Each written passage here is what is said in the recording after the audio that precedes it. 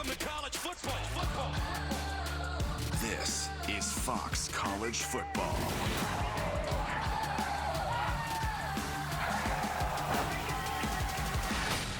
Smash Mouth Football. What a play! We bring you the most enormous games in the best conferences. How about this?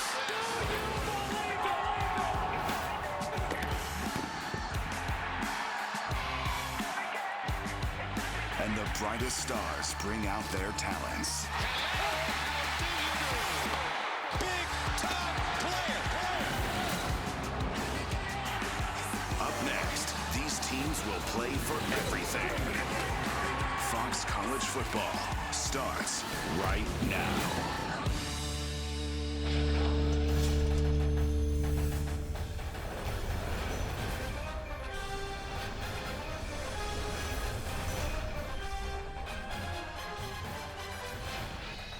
We start this first Saturday of the season with a double shot from the Big 12. Kyler Murray, is it Saturday night or Saturday morning with that shirt? Strong shirt game. He steps into Baker Mayfield's shoes. In Norman as number 7 Oklahoma host Lane Kiffin's FAU out. Begin in Norman as Oklahoma begins life without Baker Mayfield. Look, the numbers pre-Mayfield and then the stats for his 3 years there show the impact that he clearly had on the program and the offense. Head coach Lincoln Riley trying to keep that Sooners offense rolling, and he spoke with our Jenny Taft just moments ago.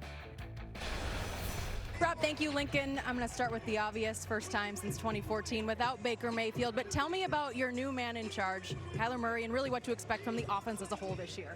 I'm excited for Kyler. You know, he's waited his time here, had a great battle with Austin Kendall, a guy that I have a lot of confidence in. Our players do. I think he'll play well and continue the trend of great quarterback play here at Oklahoma. Mike Stoops called the defensive front his most improved, but today going up against a guy whose numbers speak for themselves in Devin Singletary, how do you limit him? Yeah, you've got to win at the line of scrimmage. You give him any air, he's too good of a player. And then you've got to tackle him with more than one person. You know, he's a great back for a reason. We're going to play very well against him. Good luck today. All right, thank you. Thanks. Rob? All right, Oklahoma's won more Big 12 championships this century than they've lost home games. That includes claiming the last 3 conference titles. So, Matt, do they maintain this level of excellence, or should we expect maybe a bit of a step back? I think they're going to maintain it, and here's why. I'd like to briefly talk about Baker Mayfield, what they're going to lose in him. You can't replace a Heisman Trophy winner. You know, the emotional leadership we saw in the game and on the sideline, always having his team ready to play, and then those unscripted plays. Every time he got out of the pocket when he was throwing the football, that's when he was at his best. Now we focus on Kyler Murray. Kyler Murray is a way better athlete than Baker Mayfield. He's going to be able to run the football, and you pair him with Rodney Anderson, these great receivers, a really good offensive line. I think this offense under Lincoln Riley and Kyler Murray at the helm would be probably more run-oriented because of those talented guys in the backfield, but they have a chance to be as explosive, maybe more explosive. Defensively, Coach, I know that's kind of a question mark, but there's no reason to believe Oklahoma can't compete for another Big 12 championship. Oh, absolutely. Well, the way they've recruited the last 2 years, I mean, we know they have talent. And, you know, when you lose the best player in your team in Mayfield, other areas got to pick it up to maintain that excellence. And the defense, you know, going back about 5 years, even when Bob Stoops was there, you know, they went from the 4-3 to a 3-4. They've waffled back and forth. I think it's time defensively for these guys with the talent that they have to step up, you know, grab this thing, take control of it, and be a dominant defense like some of the Wisconsins and Alabamas around the country. Yeah, and the defense certainly is a bit of a concern, especially the run defense. Now, Mike Stoops says that that's the most improved group along that defensive line, but we'll see there. But big picture, it's not so much, I think, Oklahoma maybe stepping back, but they're taking a step back, but some of the teams behind them maybe taking a step up, moving a little bit forward. Texas did a great job in the Red River rivalry last year, Red River shootout, coming back in that ball game, almost taking it from Oklahoma. And then you look at the rest of the conference, Oklahoma and their schedule, they have to go to TCU and to my team, Matt. You know I'm going to be singing Country Road this year, Matt. I'm surprised I haven't heard it yet. You know I'm going to be singing it because they have to go to West Virginia. Big so too, I think that's what we're going to see in the Big 12 this year. Oklahoma finally having some challengers rise to the occasion. One more in the Big 12. Iowa State, David Montgomery. Watch out for the Cyclones. They got Iowa coming up.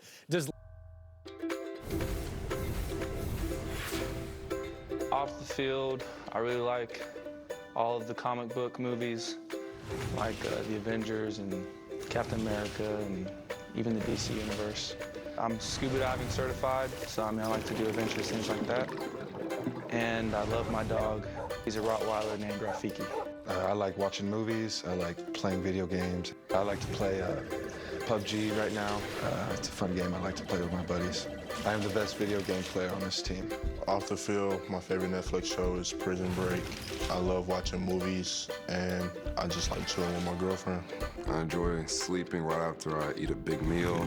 My favorite NBA player is Giannis Antetokounmpo, and I like playing Fortnite.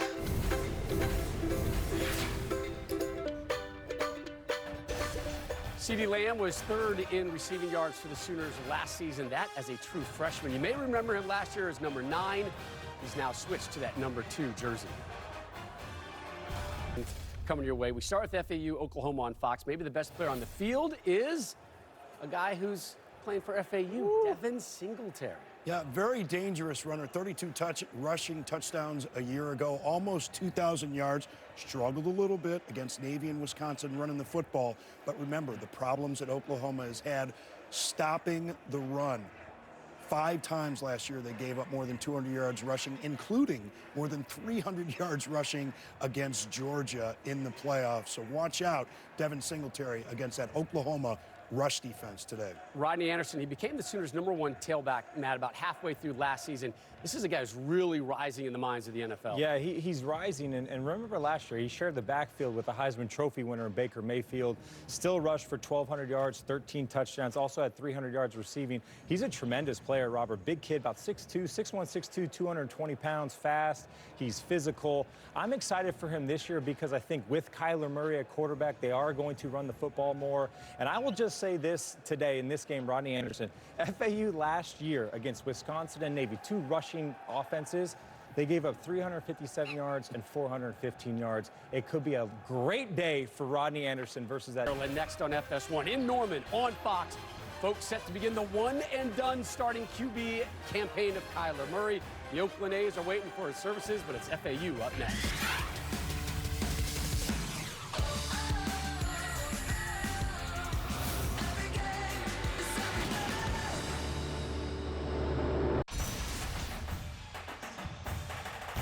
Gaylord Family Oklahoma Memorial Stadium.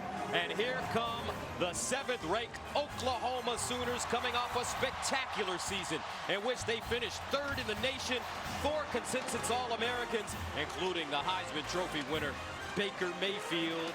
Today, they're ready to open their season against the Owls from Florida Atlantic. Hi, everybody. I'm Gus Johnson along with my partner, Joel Klatt. And welcome to Norman, Oklahoma. Let's get it out of the way quickly. Baker Mayfield is gone. First overall pick by the Cleveland Browns.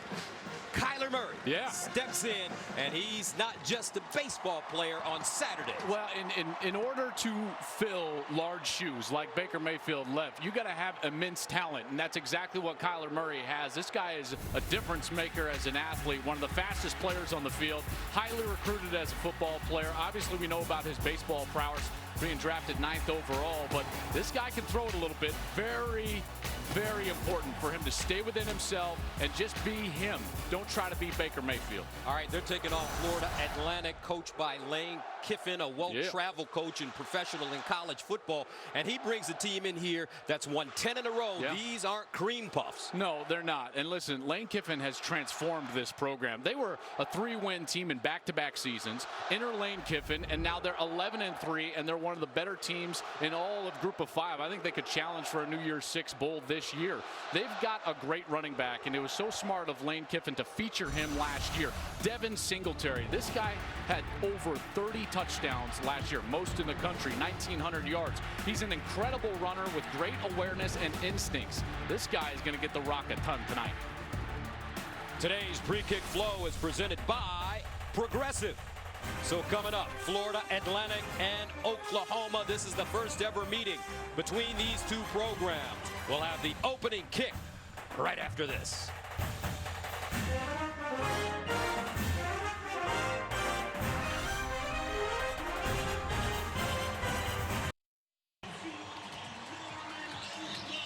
Welcome back. Fox College Football is sponsored by AT&T Business.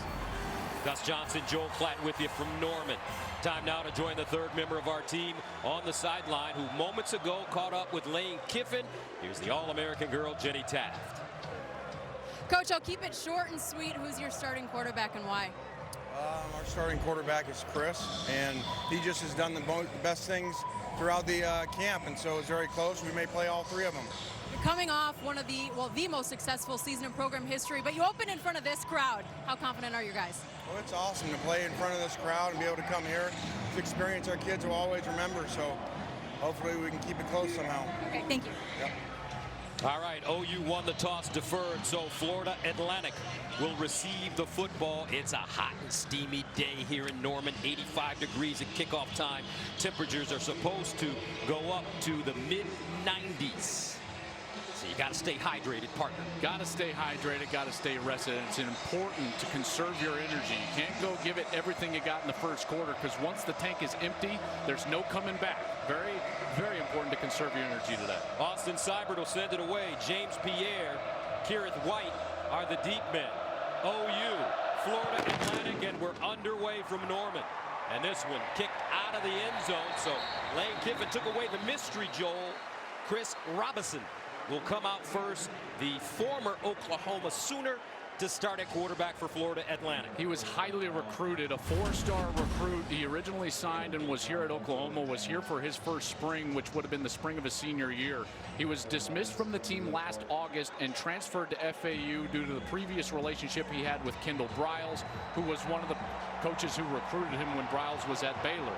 Robinson has had his problems, but here's the deal. Chris Robinson is a very talented player, and he has been waiting for this stage on this field.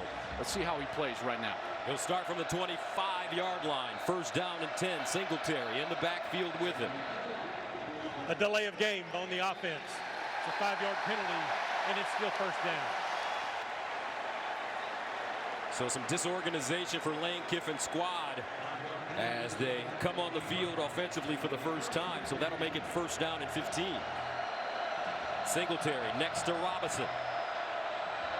And Robinson throwing on first down. He has a man in the flats. That's Durant.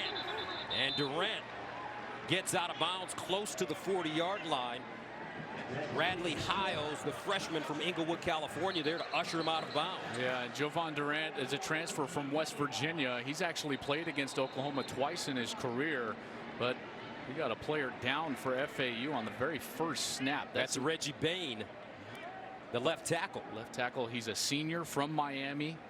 He was one of the co-MVPs out of spring football. They were looking for some big things from him. It was tough to see what actually happened. It was a quick pass out to the right side, but they were actually designed that for the offensive line to block a run play. So it was one of these RPO run pass option plays, and Bain was trying to cut off the backside while Robinson threw it out to Durant.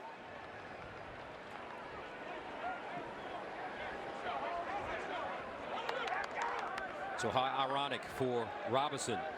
Dismissed from the team last year, goes to Florida Atlantic, and all of a sudden he's the starting quarterback coming back to Norman to take on his former team. I'm sure he always thought his first start was going to be on this field. He just didn't realize it was going to be in a different uniform. First down and 10 at the 35. And they'll run it. This is Durant, and he'll pick up a first down. Durant had to sit out last year because of transfer rules, but he is a difference maker. He's one of their best athletes. Lane said that they wanted to get him the ball as much as they possibly could in a number of different ways. We've already seen that, a pass and now a rush. Remember, this Florida Atlantic team has won 10 straight football games. They were undefeated in Conference USA a season ago. And they'll run it straight ahead with Singletary trying to break a tackle. Gets past the line of scrimmage and finally knocked out of bounds by Houghton. But there is a flag on the play. Yeah, it looked holding by number 76 of the offense. It's a 10-yard penalty, and it's still first down. That's B.J. Etienne. He's the guard right here on the left side of your screen. And you see he's just going to get pushed back into the backfield. And right here, he's just got to grab the defensive player and bring him down to the ground. It's an excellent job there on the interior. That was Amani Bledsoe, number 72, with a good penetration up the field and forced Etienne into the hole. Opening series for the Owls of Florida Atlantic. First down and 20 at the 36. Robinson sprints out of the pocket. Wants to throw on the move. Does. That ball deflected and out of play, intended for Durant. Parnell Motley, though, gets a hand on the football. Great coverage, but a late hit on the quarterback, and there's a flag down. Personal foul, roughing the passer by number 9 of the defense. It's a 15-yard penalty and an automatic first down. That's Kenneth Murray, the middle linebacker. Yeah, and Murray is going to be lucky that that wasn't called a targeting. He just ducked his head at the last second and was able to go down towards the chest, but it was certainly late as Murray was heading out to try to defend the quarterback on the outside. Murray, a very talented player, started as a true freshman all season a year ago. They're looking for some big things from him, but a mistake there. Addison Gums blew his knee out yesterday in practice, and he has been lost for the season. He's another young, talented linebacker for Oklahoma. 1st and 10 at the 49. Now Singletary looking for some space. Pushing forward. Gains a yard on the play. Amani Bledsoe there defensively. Yeah, Bledsoe did such a good job of getting off the block and then closing the space between he and Singletary. 2nd and 9 at the 48.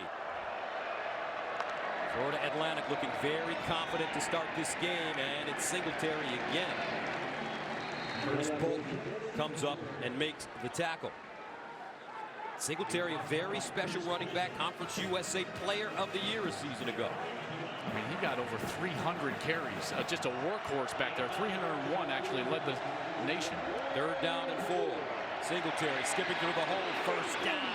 And one thing they say about him, Joel, is he's a patient runner. And you saw the patience right there. Watch this cut. He's going to head over to his left, and then he's just going to find the seam. And right there, he cuts up the middle of the field, finds the space, and moves the chains. Got some Le'Veon Bell in him. 1st down at the 34. Robinson steps up in the pocket, makes a couple of guys miss, and finally slides down at the 30. I'll tell you what, he did a great job just gaining some positive yards there, because there were several Oklahoma players that had a chance at Robinson in the backfield, and he was able to actually, looks like, gain a couple. Robinson still close friends with many of the OU team and the man who recruited him, Lincoln Riley, who wishes nothing but the best for this young player. 2nd and 9 at the 33.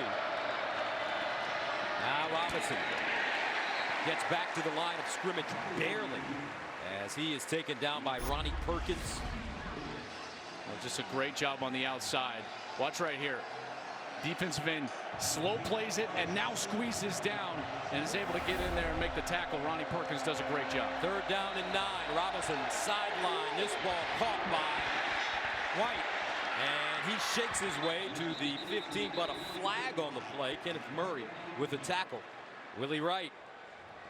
It's going to be interesting. I think this is going to be one of the new rules that has taken place. Harrison Bryant blocked low, but he did so from the side. And this year, you're going to have to approach the player from the front, from his front. Personal foul, blocking below the waist by number 40 of the offense. It's a 15-yard penalty and replay 3rd down. Previously, that was a legal block. You could block outside of the tackle box, and you could come in from the side and cut like that on the outside. Now, Gus, you've got to approach the defender from the front, from his face, in order to go low and block him. So a mistake there from Harrison Bryant. He's a preseason all-conference player in Conference USA. So they'll march it back 15 yards. Florida Atlantic faced with a 3rd down and 24 at the 48. Singletary back in the game. He's the pistol back behind Robinson. And they give it to him. Running left. Not a lot of room. The OU defense doing a nice job.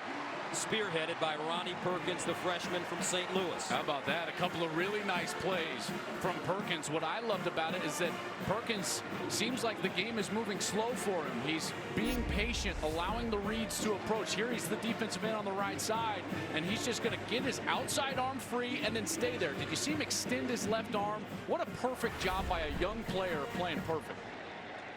So Sebastian Riella will come in to punt. He won the job because of his ability to place his kicks. C.D. Lamb is the deep man. End over end kick. And out of bounds around the 25. And that's where Kyler Murray will start for Oklahoma. The man that replaces the man.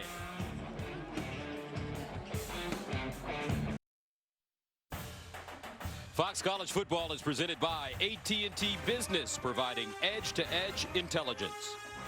And is sponsored by the 2018 Ford F-150. It doesn't just raise the bar, it is the bar. Oklahoma with the football now. He's 5'10", 195, a redshirt junior. Kyler Murray trots on the field as the starting quarterback at OU. And his time is now. He's got 1 year to play football. Oakland A's are letting him play here for Oklahoma after being the 9th pick in the draft. He signed for just under $5 million. He's one of the most gifted players out there, but he's got some of the biggest shoes to fill that we've seen in recent vintage in college football. First down and 10 at the 26. Rodney Anderson in the backfield. And they'll give it to Anderson on first down. Breaks it back, dives forward. And Anderson will pick up 3.5, maybe 4 yards on the play. But Lincoln Riley said this: Kyler is free to make whatever decision he wants, and if he wants to play baseball after this year, we'll wish him well and be happy for him, but he's leaving that door open. Second down and 8 at the 28. Here's Murray. Far side. On the money. At the 40-yard line, Marquise Brown with a first down. Who? Hollywood. There he is. One of the fastest players in all of America. This is the best deep threat, I believe, in college football because of how fast he is and the way that he catches the ball down the field. Really smart of Lincoln Riley to try to get him involved early in this game. First down and 10 at the 39. Hollywood Brown coming off a 1,000-yard season 1 year ago. Anderson bottled up, and he'll be tackled for a loss. Shire with the tackle. Aziz Al-Shire, the middle linebacker, and this young man is talented. He's one of the best linebackers in the entire country. In fact, Lincoln Riley sat in with a straight face, said, I think the only middle linebacker that we faced that was better than him was Roquan Smith from last year, the Buckus Award winner, now with obviously the Chicago Bears. That is high praise to give a middle linebacker, but that's how good Aziz Al-Shire is. Second down and 12 of the 37, opening series for Oklahoma. Murray out of the gun with time over the middle and caught. Hollywood Brown again, first down, OU. Boy, I'm impressed by the touch that Murray showed right there. First, the patience in the pocket. Watch as Hollywood's going to start on the outside. He's just going to slow play it. Then he's going to get up past the linebackers, and then that ball has to be kind of floated over. It's called a layered pass. You got to layer it over the linebackers in front of the safeties. That's an excellent throw from Murray. Brown considered by NFL.com as the #1 college wideout to watch.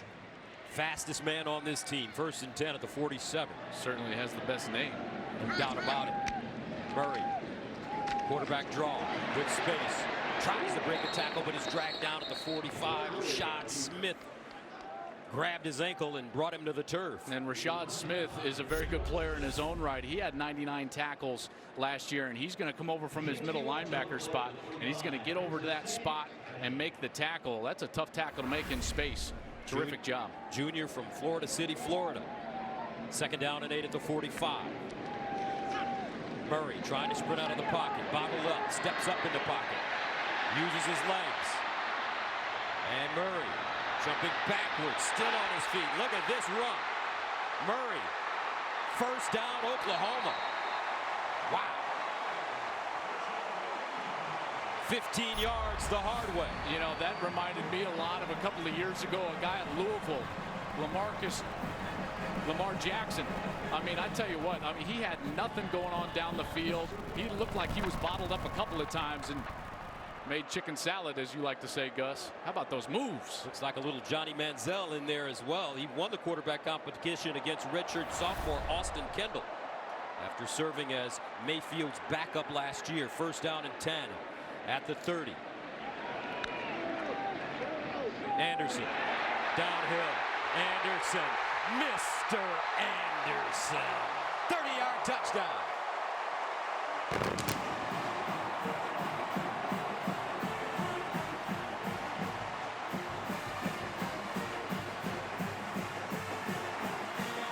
And Oklahoma scores on their opening drive. Yeah, what a play there. Just a terrific cut. Watch, they're going to actually not block the 3 technique. That's the defensive lineman right on the guard. Anderson makes that read, and he is gone. terrific design right there. The offensive line goes up to the second level. Anderson in for a touchdown. Anderson ran for 1,161 yards and scored 18 total touchdowns last season. Very effective catching the ball out of the backfield as well. So OU strikes first. Rodney Anderson. That is the sound of inevitability, Mr. Anderson.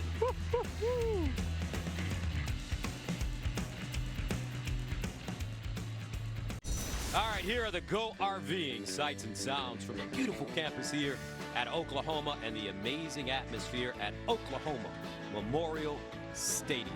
Well, we just have had an opportunity just to see two major schools in Oklahoma. Oklahoma State Stillwater on Thursday against Missouri State. Now we got OU and Florida Atlantic here in Norman. And those from around here will know what I'm saying when I say it is football time in Oklahoma. And Cyber sends it away. And this one kicked out of the end zone once again. Let's go to Sam Farber for a game break in LA. All right, Gus, over on FS1, Maryland Terrapins hosting every Sooners' favorite team, Texas. Certainly been a tumultuous offseason for Maryland, but they're starting today strong. Jay-Sean Jones, 28-yard touchdown. Terps upset Texas 51-41 to start last season. They lead number 23, Texas, 7-0 in the first quarter to start 2018. We saw that, like Sam talked about last year, but I've been high on that Texas team. I know a lot of people around here don't like to hear that. No doubt about it. And on 1st and 10 at the 15-yard line, the Owls run the reverse, and this is Willie Wright trying to find space. Motley coming up and making the tackle. And so far in this game, it seems like the Sooners defense are doing a nice job of making some open field stops. I'm already more impressed. You know, overall, they're just a better defense this year than they were last year. 2nd down and 7 at the 28. Gerald Hearns. And he tries to fight for a yard, maybe a yard and a half. And Marquise Overton was there. And I think it starts up front. They're just more experienced. They're stronger up front. Amani Bledsoe, Neville Gallimore, Kenneth Mann, Overton, all these guys got significant snaps a year ago and should be much better here in 2018. Overton is a big boy, 6'1", 315, 3rd and 7 at the 28. Right, the motion man. Robinson looking with time, fires deep down the field, incomplete. That ball intended for Deshaun Holmes, the junior from Pasadena, California. And Florida Atlantic, a quick 3 and out. Boy, that's one of those throws, you know, on 3rd down. That's a real low percentage throw, and I think Robinson's going to be frustrated with himself because he had some other things out there that he could have picked up the 1st down with. He chose to try for the home run, but was unable to hit. Riella will punt it away from inside his own 15. C.D. Lamb, the sophomore. Very versatile player. And that one is blocked. Oklahoma got it. Touchdown Sooners.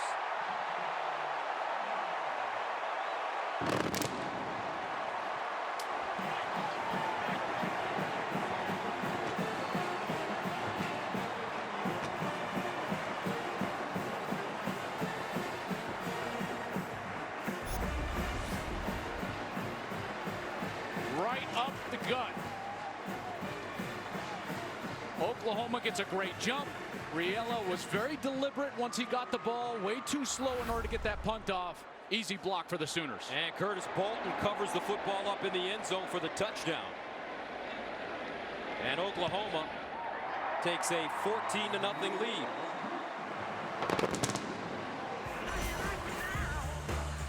Sooners doing it on special teams as well. 14-zip OU.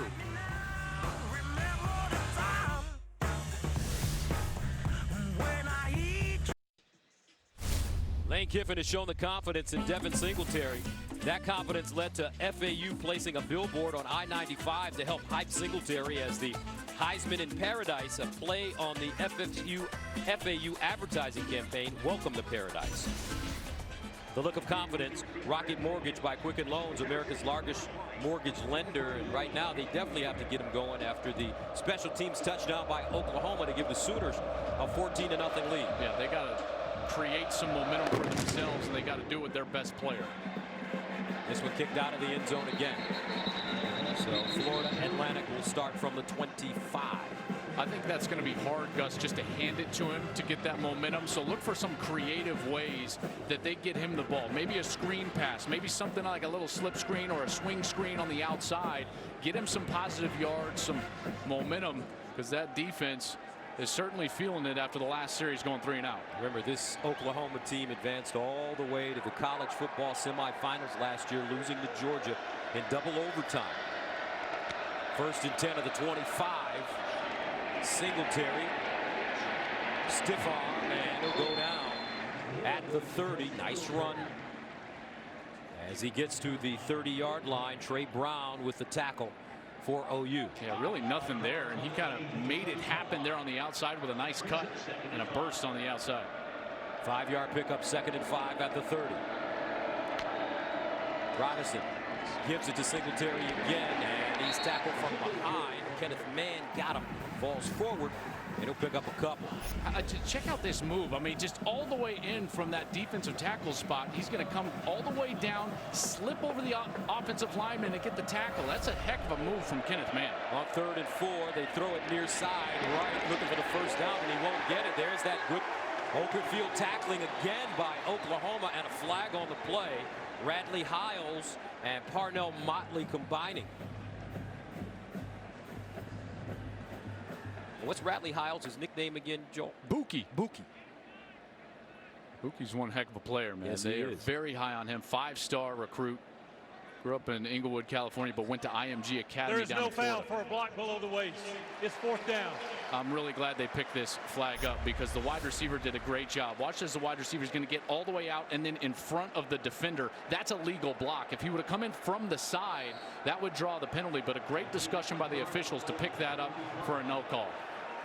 And FAU thought about going for it on 4th down. Remember, they led the nation in 4th down attempts and conversions last season, but too deep in their own territory, so they will punt it away. Riella lines up at the 18. C.D. Lamb is back deep at his own 30. They got a delay here. A delay of game by number 96 of the offense. It's a 5-yard penalty, and it's still 4th down. You know, FAU came into this game and they wanted to get into those shorter 4th down situations because they were going to go for it. They were going to go for it as many times as necessary in the 4th and 1, 4th and 2. Well, you get outside of that and you have to punt, but you can see what's going on with the punt team right now. So they back Riella up to the 13-yard line.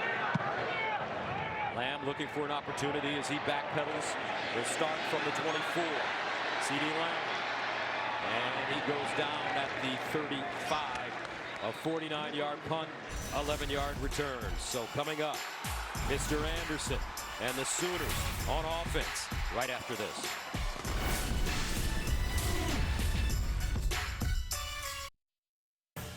Fox College Football presented by AT&T Business is sponsored by Rocket Mortgage by Quicken Loans and by McDonald's. Postcards from Fansville, sponsored by Dr. Pepper, the official drink of Fansville. Always an electric atmosphere at Gaylord Family Oklahoma Memorial Stadium, also known as the Palace on the Prairie. 118 straight sellouts here for Oklahoma. 14-0 OU. Marcellus Sutton checks in at running back. Murray will throw it over the middle, and it's caught over the middle. This is Lee Morris still running. Look at Morris. Can he get a block at the 10? Stiff arm. Touchdown OU. 65 yards. Baker who? Kyler Murray off to a terrific beginning. Magic Man Jr. This is an excellent throw because the coverage is so good. The linebacker is all over Lee Morris. Look at that ball. It is in the perfect spot, right on his chest, and then it's just strength and athleticism down the field. What an excellent run. Wow. And coming into this game, the big knock on Kyler was accuracy. Not on that. I mean, that is as hard a throw to make as there is because you can't see it. You know, we see it with that camera. Previous play is under further review. They're going to review whether he was actually in or if he stepped out there inside the 5. But our camera gives you a false sense of how open the wide receiver is or the throwing lane. Because we're up above that with that sky cam. When you're down in your Kyler Murray's height, you cannot see Lee Morris. Gus, so you got to rely on timing and anticipation. Here's Morris down the sideline. And Murray throws it perfectly right on the money. And does it look like he stays in? It sure looks like he stays in from our angle right there.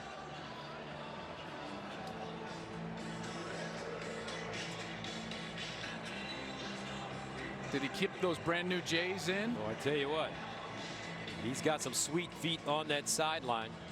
And our rules analyst, Mike Pereira, joins us. Michael, what are your thoughts on this play? Hey, Gus and Joel, good to be with you guys. I agree with you wholeheartedly. Two things really to look at. You know, did he step After further out review, of bounds, the ruling on the field is confirmed. Touchdown. Second thing they would have looked at, by the way, is where was the position of the ball when his body hit the pylon, because that ends the play at that point, and it was over the goal line, and the ball had gone inside the pylon anyway. So good ruling on the field, good stop in replay.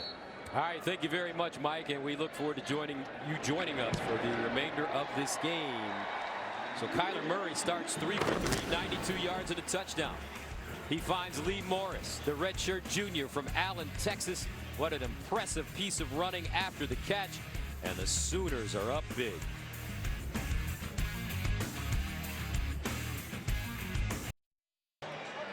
Well, one reason Lee Morris caught that touchdown pass is because the quarterback played high school football with him. Yeah, familiar guys from Allen High School with Kyler Murray. But I tell you, man, I'm so impressed with that throw, the timing of it.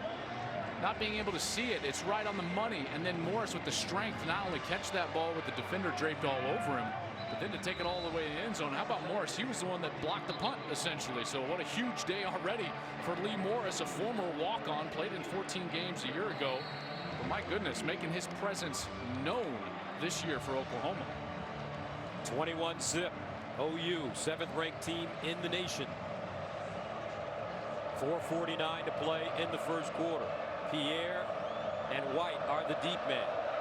Seibert has kicked all of his kickoffs out of bounds, and he does it once again for the 4th straight time. Let's check in with Sam Farber for a game break. Ohio State hosting Oregon State, the number 5 Buckeyes being led by interim coach Ryan Day, while Urban Meyer sits out his suspension. On the field, so far so good offensively for OSU. I know that's both of them, but this is Mike Weber, 16-yard touchdown for the Buckeyes. 3 touchdowns in the first half of the first quarter. Ohio State leads it 14-7. Gus and Joel? I'll tell you what surprises me, Oregon State jumps out and scores a touchdown. New coach for them, Jonathan Smith. He was formerly the offensive coordinator at Washington. First down and 10 at the 25, and they run the reverse with Durant. So what does this Florida Atlantic team need to do, Joel, to get some rhythm offensively? Right now they've got no vertical element of their offense. Gus, everything has been side to side, and that's going to be very tough because right now the speed of Oklahoma is taking over. 2nd and 7 to the 28, and they'll give it to Singletary, and Singletary pops free, picks up first at the 40, still on the move, breaking tackles, breaks it back inside, and goes down at the 45. That's how you can get some rhythm. Caleb Kelly with the tackle after a 27-yard gain. The cut in the hole was just tremendous. I mean, this guy's vision and awareness is second to none. First down to the 46 now.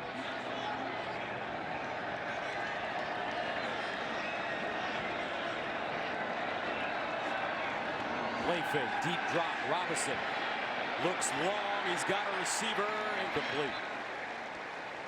Tavares Harrison was the intended receiver, and that ball thrown a little bit too far. I want to go back to that run from Singletary because watch the cut that he makes in the hole. Here he slow plays it. There's that patience, Gus, and then right there, boom, side steps, jump cut, then the stiff arm. He shows you strength, speed, vision, patience, all on one run. Singletary 5'9", 200 pounds. 2nd and 10 at the 46. Singletary running left, cuts it back with daylight. Singletary still on the move, first down. Florida Atlantic. Now you're starting to see why so many people think this young man is special. I'll tell you, that cut right there, that was incredible. He gets the defense moving left, boom, cuts back to the right. First down at the 36. Robinson, far side, has his man. It's right. And he is driven hard out of bounds by Radley Hiles. And I think they might get a hold here on the outside. I think that was Ronald Patterson, who was the other wide receiver, and he was blocking.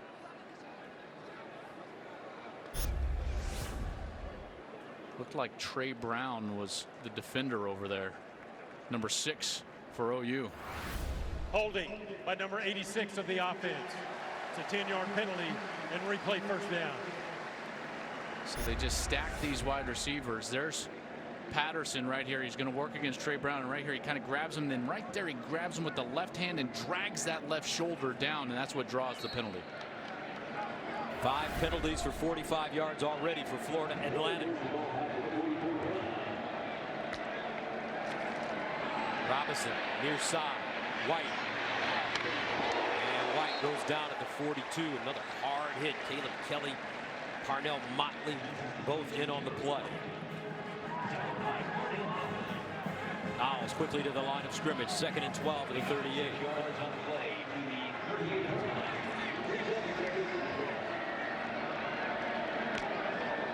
Robinson checks it down near side. DeAndre McNeil, not a lot of room over there as he's dropped quickly. Motley, Kelly there again. Terrific pursuit by Oklahoma, and we're already seeing them tackle much better in space than they did a year ago. That was something that their defensive coordinator, Mike Stoops, really urged them to do this spring and all of fall camp. 3rd down and 11 at the 37.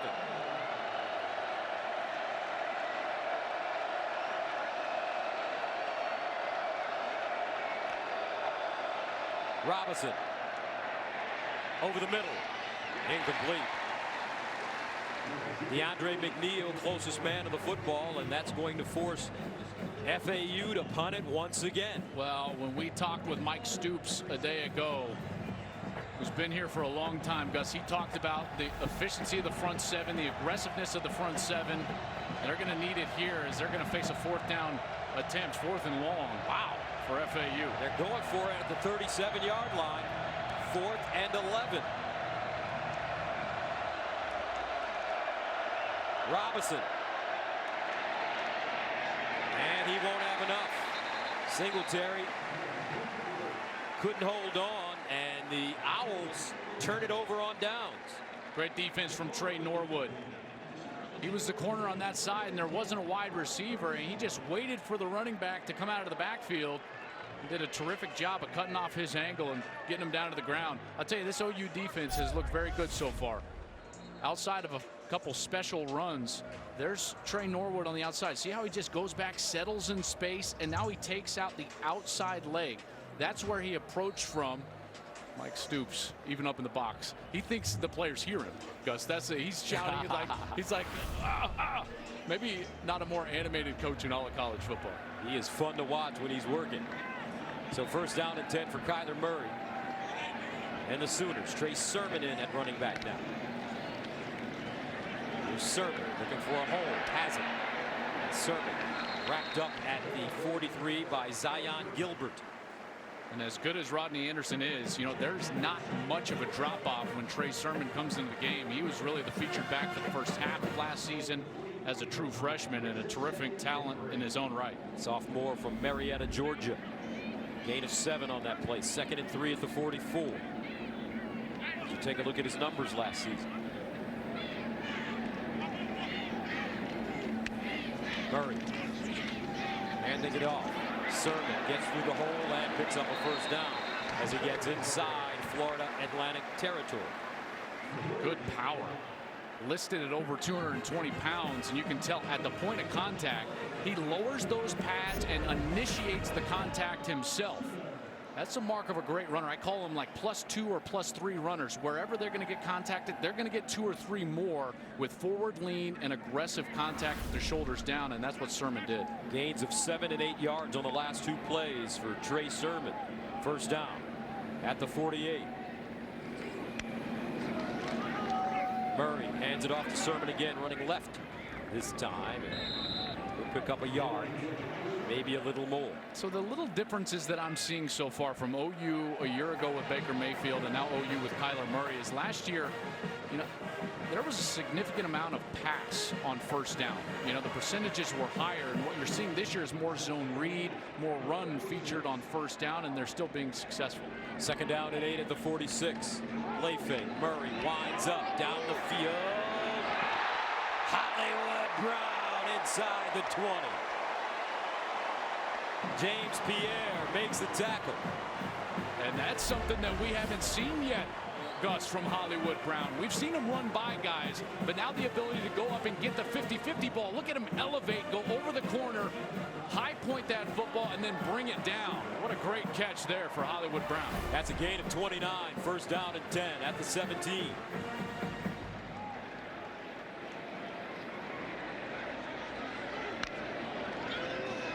Murray gives it to Sermon.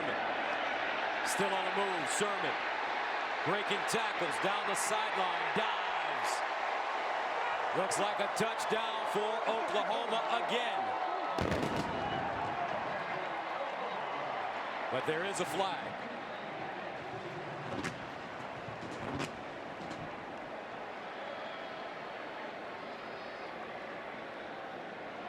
Flag is way back at about the 13.5-yard line.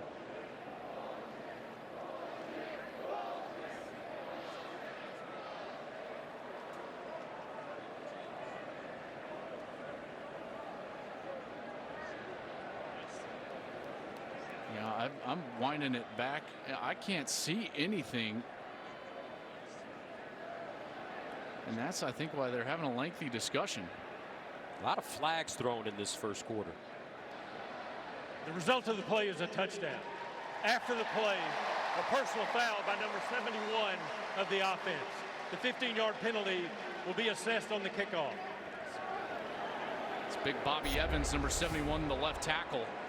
And as you see here, they're just going to pull both the tackle and the guard around from the right. This is really the bread and butter play for Oklahoma as far as their run is considered. It's kind of a counter play. Great cut right there. There's Evans. He's working. I think he just kind of jumped on his defender after the play late is what drew the flag. But what a terrific run by Trey Sermon. Great vision and then power at the end to extend to the pylon for the touchdown. Boy, this offense is fun to watch. Gus, I am nerding out right now. They are good. The play calling, the schematics, Lincoln Riley, the rhythm that he gives his quarterback.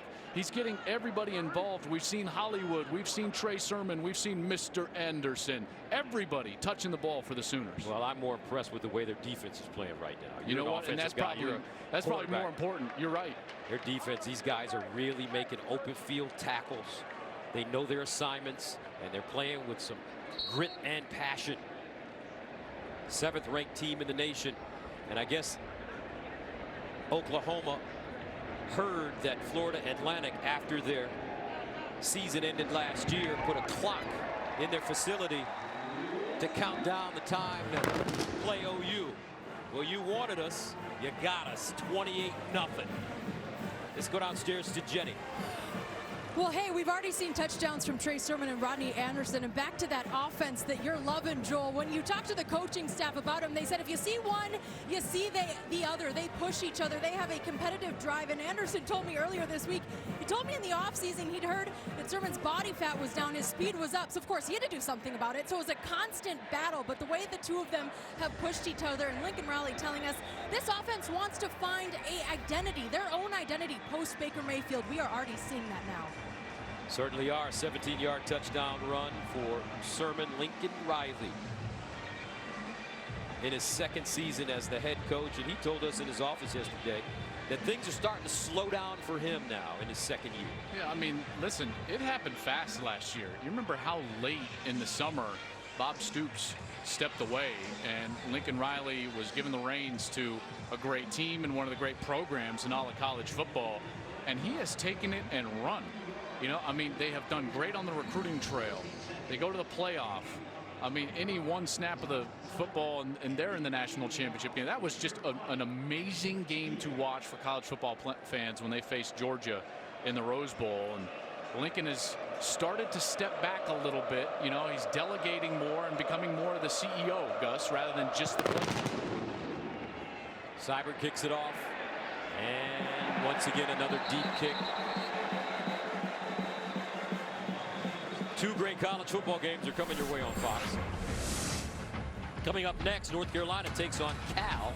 Then Akron faces off with Nebraska at 8 Eastern time. It's all happening today on Fox, or watch it anywhere on the Fox Sports app. Well, I'm excited to see Scott Frost in Nebraska. All the hype of this offseason. Starting a true freshman at quarterback, Adrian Martinez, and that's a guy that Scott really pointed to as soon as he got the job, and he said, I've got to get that guy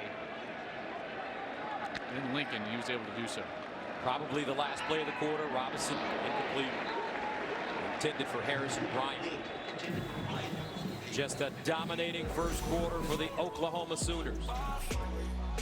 204 yards of offense and 4 touchdowns. And we've got 3 more to play. 28 shake. OU.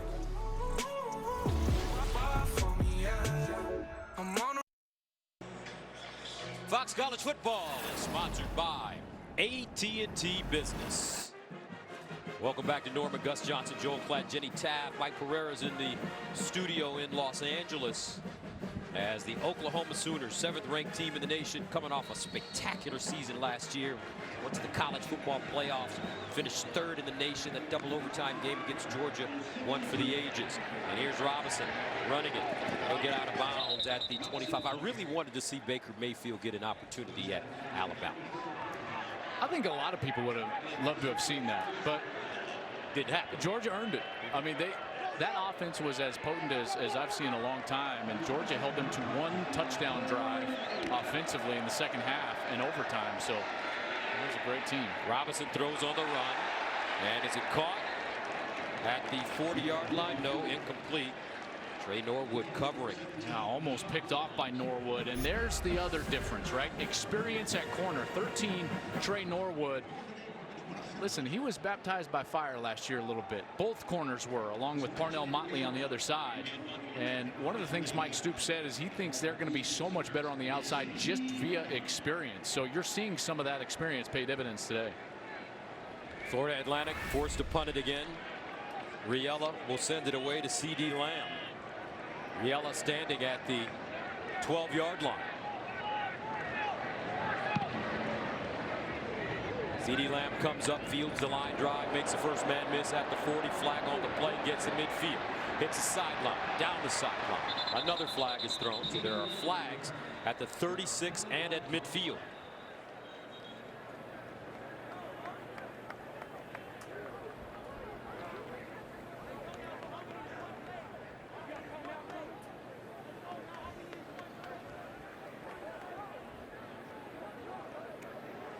Slot receivers Nick Basquin during the return. Block in the back. An illegal block in the back by number 83 of the return team.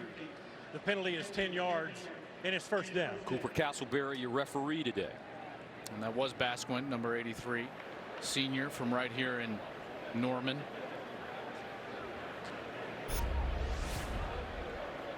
And he's right in front of the return, right there, kind of inside the 40-yard line. Number 83 right in front of the official. You see the flag come out. Basquin was originally a walk-on from here in Norman, and he has torn both Achilles in his career. Now he's a senior, and he's getting his shot in the slot. He, along with former head coach Bob Stoops' son Drake Stoops, are listed as the co-starters as slot receivers. Coach Stoops had a chance to peek his head into our booth. Do you see his shoes? Boy, he had some nice low-top Jordans on. I said, it looks like my size, Coach. The Raiders closet. First down and 10 of the 26. Murray to Anderson out of the backfield, showing his versatility. And Anderson plows his way forward. Jalen Young, the safety making the tackle. That's something that Oklahoma has always had, is versatile backs. I mean, you think back to Joe Mixon, caught it well out of the backfield. Even a guy like Dimitri Flowers, who we haven't talked about, but they're missing Dimitri Flowers from last year. He was a versatile fullback, could catch it well out of the backfield. 2nd and 5 to the 31. We're going to talk about those versatile backs. A quick moment. Here's Murray. Hollywood Brown with the catch. And he'll get to the 35. How about guys like Steve Owens, Greg Pruitt, Billy Vessels, Marcus Dupree, DeMarco Murray, Quentin Griffin, Tommy McDonald, Clendon Thomas, Adrian Peterson, Samaje P. Ryan, running back U. I mean, they have had, it seems like every single era, they have 2, 3 great backs that come out of here. And they certainly have that right now. Did I mention Billy Sims? I think you did. He was pretty good. 3rd down and 1 at the 35. Did you mention Joe Washington? Yes, I did. Okay. Here's the option. Anderson getting downhill. Anderson, look at the burst. Look at that burst. Mr. Anderson down the sideline. Touchdown. OU 65 yards. I think his name's going to be on that list. One of the great 8-game stretches ever. Over 1,000 yards in the last 8 games of last season, and they're just going to run a little option play. Murray's going to come up here, and then he's going to pitch it to the outside to Rodney Anderson. There wasn't even a defender there to pitch it, but Murray was like, hey, 24, you take it. You get the yardage, and he does. All of the yardage. Takes it to the house. Rodney Anderson with a great first half, and we still have 13:07 to go in the first quarter. Extra point is good. 5 carries, 100 yards, and 2 touchdowns for Mr. Anderson. Some people feel that he doesn't have a burst. Think again.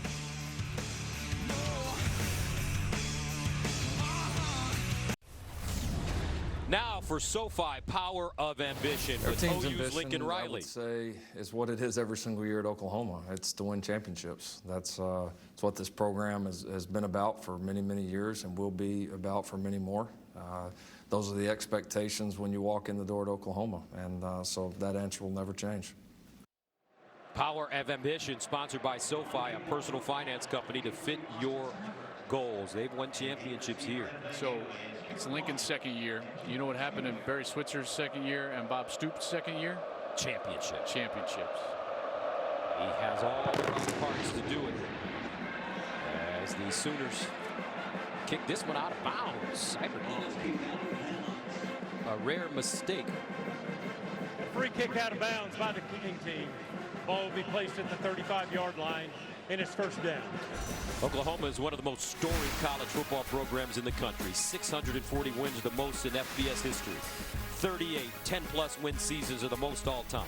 They have 47 conference titles, which is the most amongst a Power 5 conference team, and 7 national titles are the 2nd most since 1950.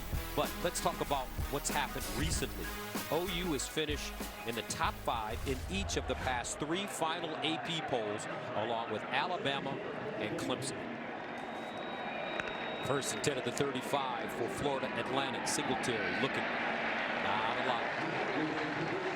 Tyrese Lott, first man to him. And listen, it's pretty apparent this offense is going to be as potent as we've ever seen them in the last 3 years. Now the question becomes, to get to that next echelon, Gus, where you are beating Alabama for a national championship or getting to that game, is can this unit, the defense, step up and be great? 2nd down and 11. That ball swung out, and Deshaun Holmes makes a tackle. Makes the reception, rather. Last year they gave up over 300 yards on the ground to Georgia in that Rose Bowl. They blew that 17-point lead. This is the next step. It's on defense for the Sooners. Can they be great and dominant on this side? 3rd down and 6.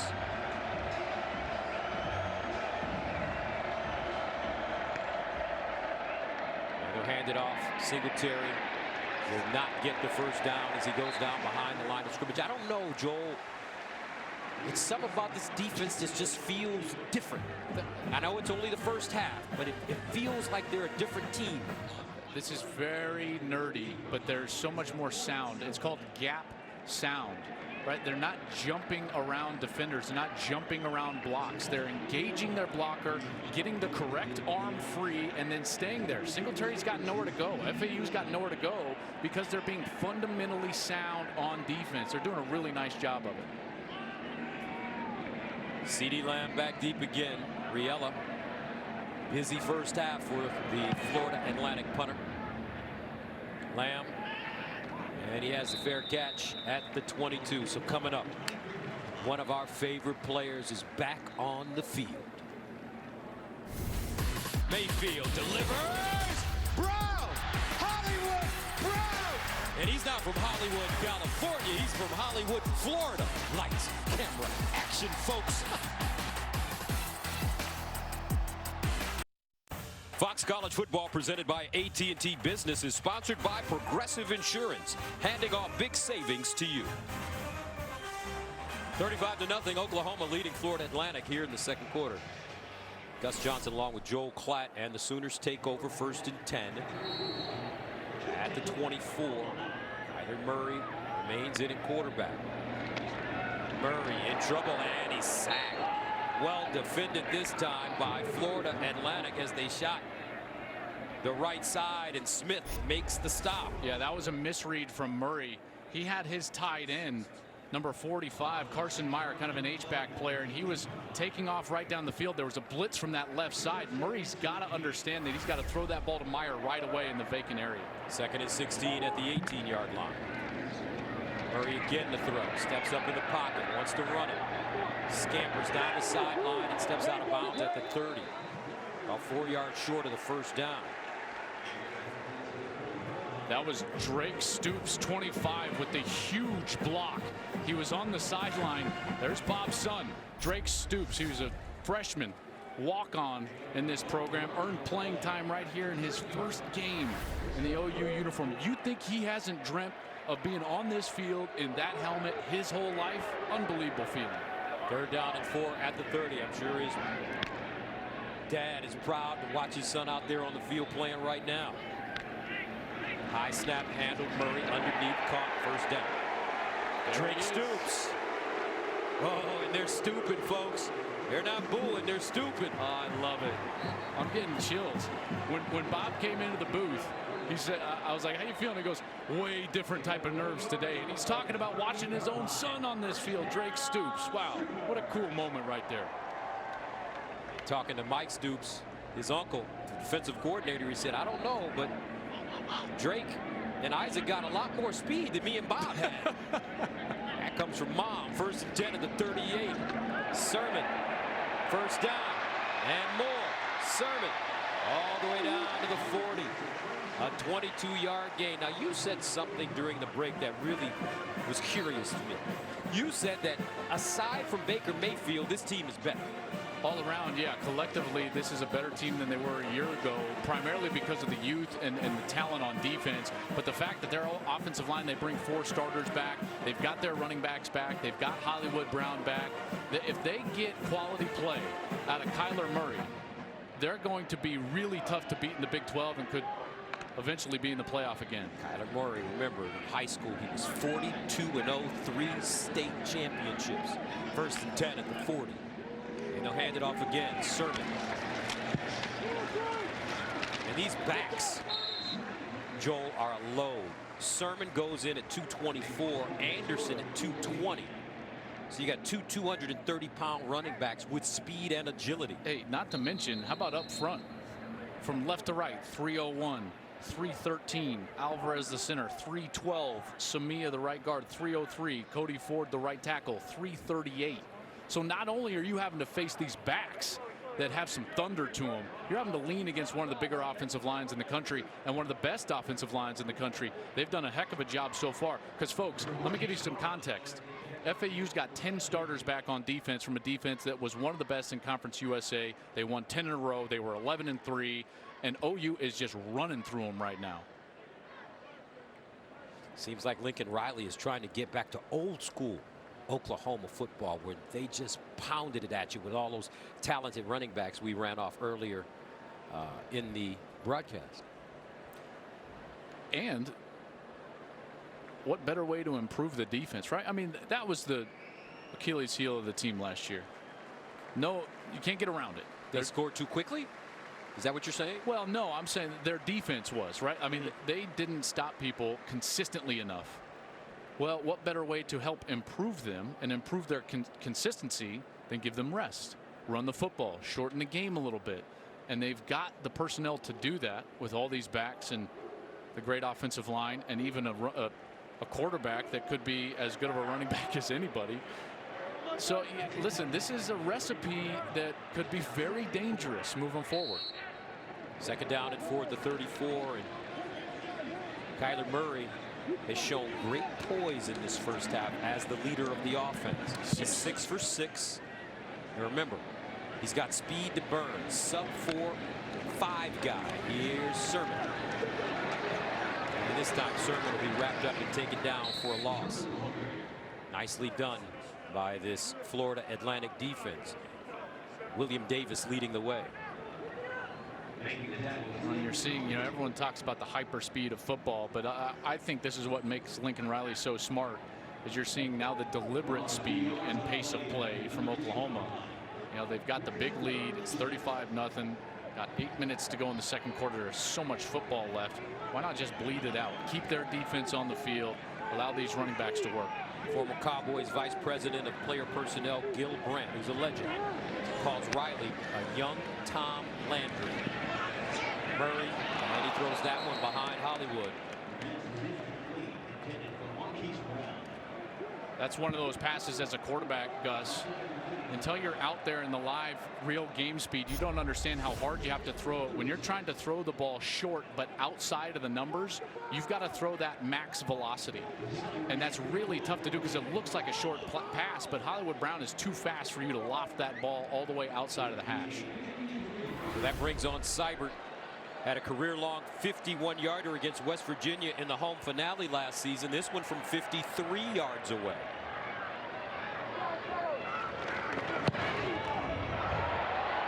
And he hooked it. No good. Enough distance. 7:40 to play in the second quarter. 35-0 Oklahoma. Florida Atlantic with the football right after this.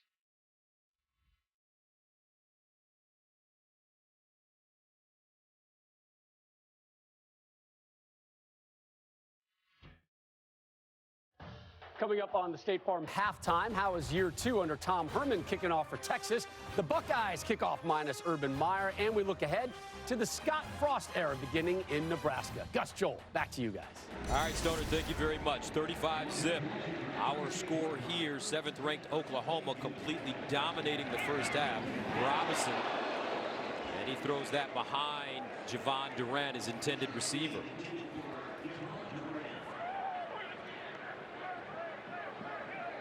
This offense and this system, it's so much predicated on getting the run game going, because then they can get those quick little bullet screens on the outside going. That's what allows them to get down the field. So the fact that they've had an inability to really consistently run the ball has just really hurt them in this game. Second down and 10 of the 36. Robinson lofts one up the sideline. And caught. Great throw. Terrific catch. Durant camped under that football, cradled it, and gets out of bounds for a gain of 28. Great throw, great catch. What I love about the route is watch how Durant doesn't run all the way to the sideline right away. That allows the ball to be thrown outside and he can go get it. And they're running with Singletary. Singletary trying to find some daylight, unable to, as Ryan Jones and Kenneth Mann combined to bring him down. Yeah, Kenneth Mann was way in the backfield right away. Did a heck of a job getting off his block, getting upfield. And Singletary, right after he got the ball, he really had nowhere to go. A loss of 4, second down and 14.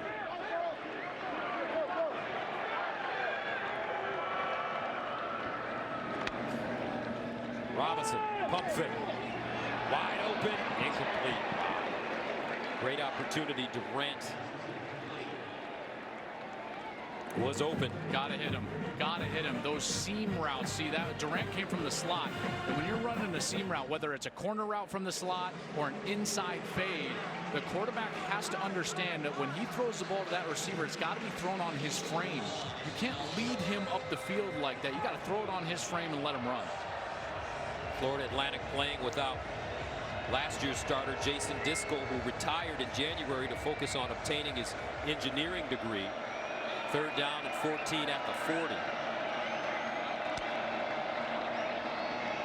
Singletary. Nothing. Amani Bledsoe.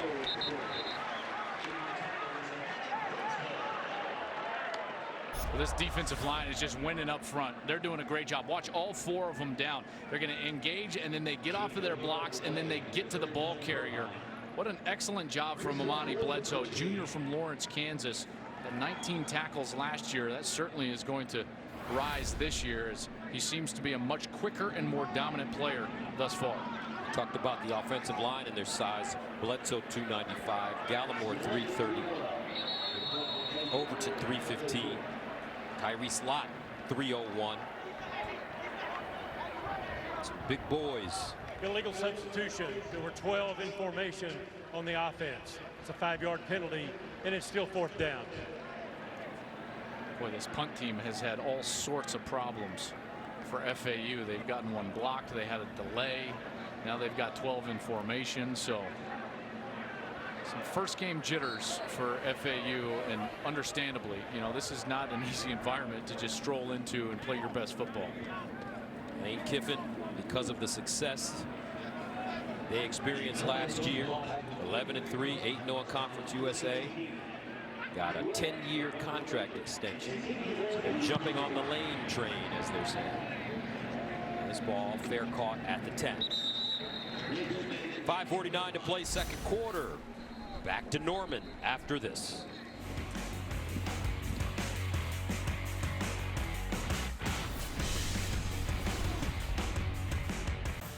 Fox College Football, presented by AT&T Business, is sponsored by Ram Trucks, built to serve. And by Domino's, order online and track your order. 5:49 remaining in the 2nd quarter, 35-0. Oklahoma playing a perfect game thus far. This has been impressive. I mean, even I talked with Lincoln on the field right before the game. I said, how do you feel? And he says, I have no idea. And I was like, what do you mean? He was like, I don't know how my young kids are going to react. And I'm thinking to myself, well, Lincoln, you got to be feeling good now, because these young kids have reacted incredibly positively. 1st down and 10 at the 10-yard line for Kyler Murray. Handed off to Sutton. Number 21, the senior from LaGrange, North Carolina. Transferred from Lackawanna College. Jalen Young with the tackle after the 4-yard pickup. Murray sprints out of the pocket, throws on the move. Hollywood Brown with the catch and a 1st down. Shelton Lewis covering. Murray has been impressive, hasn't he? Yes, he has. Poised. Like he's been here before. Yeah, he had the one, brilliant scramble. He's thrown a couple of really nice passes down the field. One to Hollywood Brown. He threw that incredible pass over the middle to Lee Morris. It wound up for a touchdown. Murray again. Sideline. And that one thrown a tad high for Brown.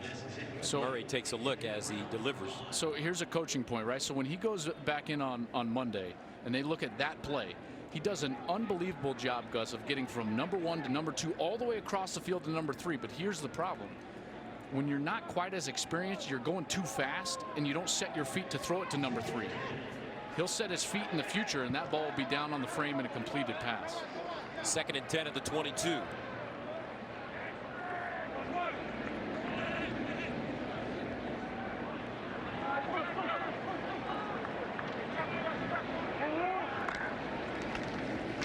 Murray, Sutton, and here's Sutton.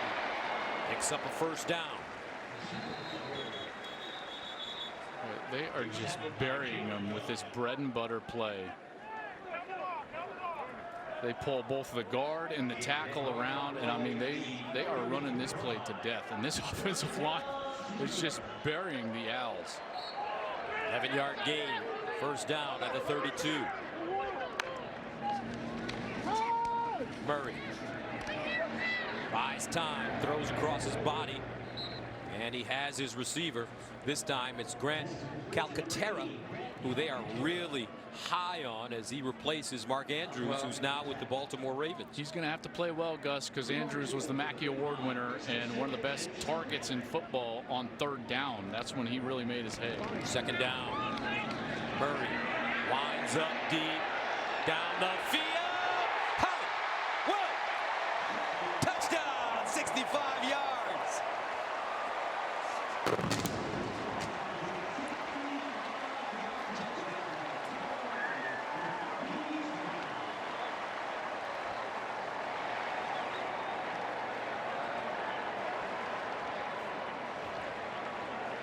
I don't know, Joel. This team has a lot of talent. Easy pickings, right? I mean, my goodness, Marquise Brown is going to come from that right side, and as soon as the safety goes with the tight end, Murray just winds up and throws it right down the field. The cover thought he had the corner thought he had safety help. He didn't. Hollywood in the end zone. Murray, 9th overall pick by the Oakland Athletics in this past year's draft.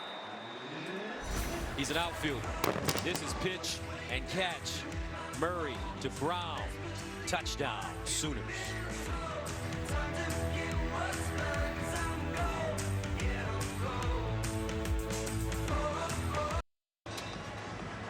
.42-zip.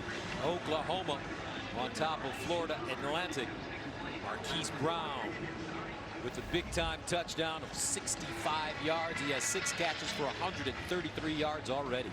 And now already the third 65-yard touchdown in the half for OU. Just so explosive. I mean, who do you defend? That's the thing. That's the problem. OU 406 yards in total offense in 26 minutes. Murray 9 of 11, 209 yards and 2 passing touchdowns. And we really haven't even seen him use his legs. Feeling we're not going to get to see Mr. Anderson anymore. He's only got 5 carries for 100 yards, 2 rips in the first half. So Florida Atlantic crosses the 35 up to the 37. Here's a quick word from Duracell. This fantasy season, trust Duracell, not auto drafts.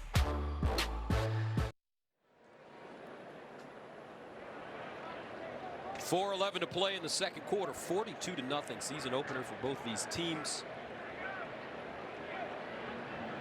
And Oklahoma, after that spectacular season last year where they were a couple of plays away from going to the national title game, they have come out and showed why they're expected to do so well year in and year out. Robinson down the field and incomplete. Willie Wright, the intended receiver. This defense has played well today. You know, FAU brought one of the best running backs in the country in here in Devin Singletary. Now, they were replacing 3 offensive linemen, had a couple of graduate transfers up front. Lane Kiffin was a little nervous about that, but OU has just been stifling. 2nd and 10 at the 37. Flag on the play. This ball caught by Durant, and Durant is corralled and taken down quickly. Ronnie Perkins. And Durant gets up slowly. There was a flag on the play on this near side.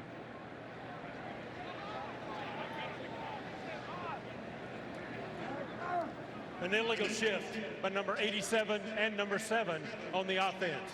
The penalty is declined. It's 3rd down.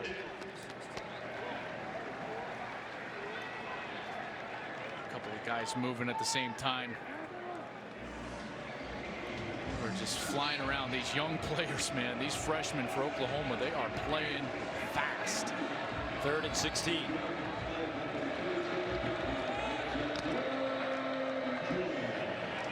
Singletary. And Singletary Stopped by Tyrese Lott and Justin Broyles. OU is also replacing a great player on defense, Obo Okoronkwo, who was one of the Big 12's best, and there was a lot of concern that they were going to have a tough time replacing his production. And when we asked him about it, Gus, they talked about replacing his production with the collective, with being better as a whole, and they certainly are doing that in large part due to the young guys, and Radley Hiles is part of that. Buki Radley Hiles, a true freshman, 5-star kid. He's been playing great today, as well as another true freshman, Ronnie Perkins, has been in a lot of plays. Riella sends it away. C.D. Lamb. He'll get a shot at it from inside his own 20. Lamb. And he'll lunge forward and get close to the 25. Gerald Hearns with the tackle on special teams. Now catch an MLB doubleheader today on FS1. First, Giancarlo Stanton leads the Yankees against the Tigers. Then the Rays battle Francisco Lindor and the Indians. It all starts at 3:30 p.m. Eastern on FS1, or stream it live on the Fox Sports app.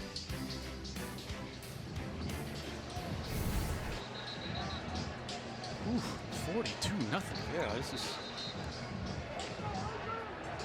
You expected Oklahoma to play well, but this is. Oh, and look at this. I mean, he said, I've seen enough already from Kyler Murray. Austin Kendall going to come onto the field. He was the one that Murray won the job from. So Kendall here getting a little run. Kendall was Baker Mayfield's backup in 2016. Completed 16 of 22 passes for 143 yards and 2 touchdowns, and then redshirted last season. Said Riley of Kendall, with what Austin's done over the last 4 or 5 months, his rise has been as strong as anybody in our program. If he continues to perform like that, great things are going to happen for that kid. No doubt about it. Well, and if he's just patient, right? I mean, this guy could have 2 incredible years, right? He got the red shirt, so now he's still just a sophomore. So he's got a lot of eligibility after Kyler moves on to the Oakland A's organization. Second down and 8. Here's Kendall improvising, throws, and it's caught. Flag though on the play. I think they're going to get an eligible downfield, because this was supposed to be a run play and thrown quickly, but as Kendall held the ball, they got down the field. I believe it was the center got himself down the field quite a ways. An ineligible player downfield, number 56 of the offense. It's a 5-yard penalty, and it's still second down. Watch as Creed Humphrey here, or no, that's 52 actually. Tyrese Robinson, he got himself down the field as Austin Kendall left the pocket. Under 2 minutes to go, 2nd and 13.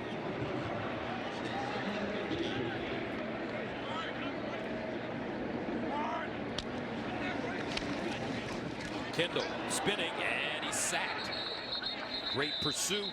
This time it's Al Shire with the sack for Florida Atlantic.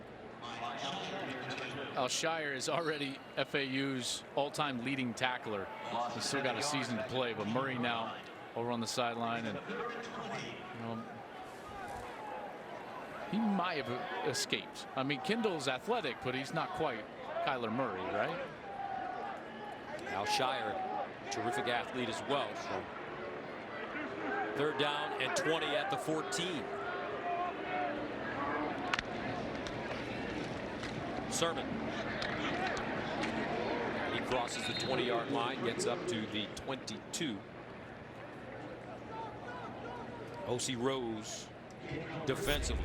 Here's that play I'm talking about. Watch as the guard and the tackle pull around. This is their bread and butter play right here. They block back with the left side, then they pull around with the front side, and they find the hole, and then they read it. Both the tackle and the back read it, and the back's going to go where the tackle goes, and they find the inside seam, and they try to get up the field.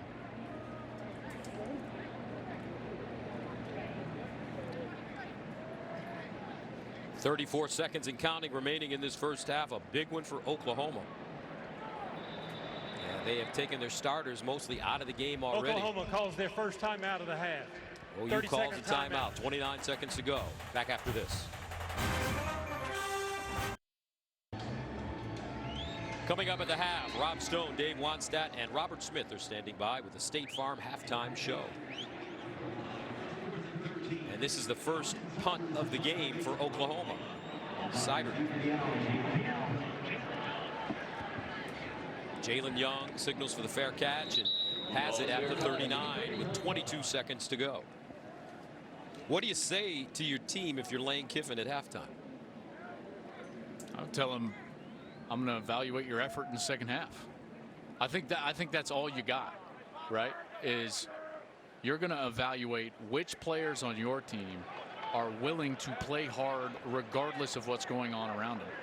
Because candidly, 42-0. I mean, Josh Rosen ain't walking through those doors. I mean, we saw him come back last year, UCLA and Texas A&M, but you know, it's academic. Yeah. 1st and 10 at the 39. Robinson down the field and incomplete. Looks like he tripped at the end. Durant. No flag on the play. Oh, that was a good no call there. He's kind of getting tripped up. Radley Hiles and Trey Brown defensively.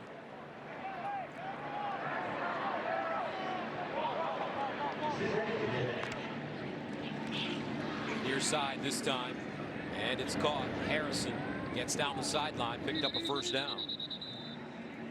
And you know, I think it's the same message in the OU locker room as well, because that can be a tough locker room as well. I mean, you get guys that are just totally checked out. You know, you've already pulled your starters, and so if I'm Lincoln Riley, I walk in and I say, I'm evaluating your effort in the second half, in particular for some of these backups. Maybe you could earn yourself some playing time. Yeah, especially with a younger team, you'll get an opportunity to let the guys show what they can do. Plenty of playing time for some of the guys that do not start Oklahoma in the second half. Second timeout of the half. 30-second timeout. 7 seconds to go. Back right after this.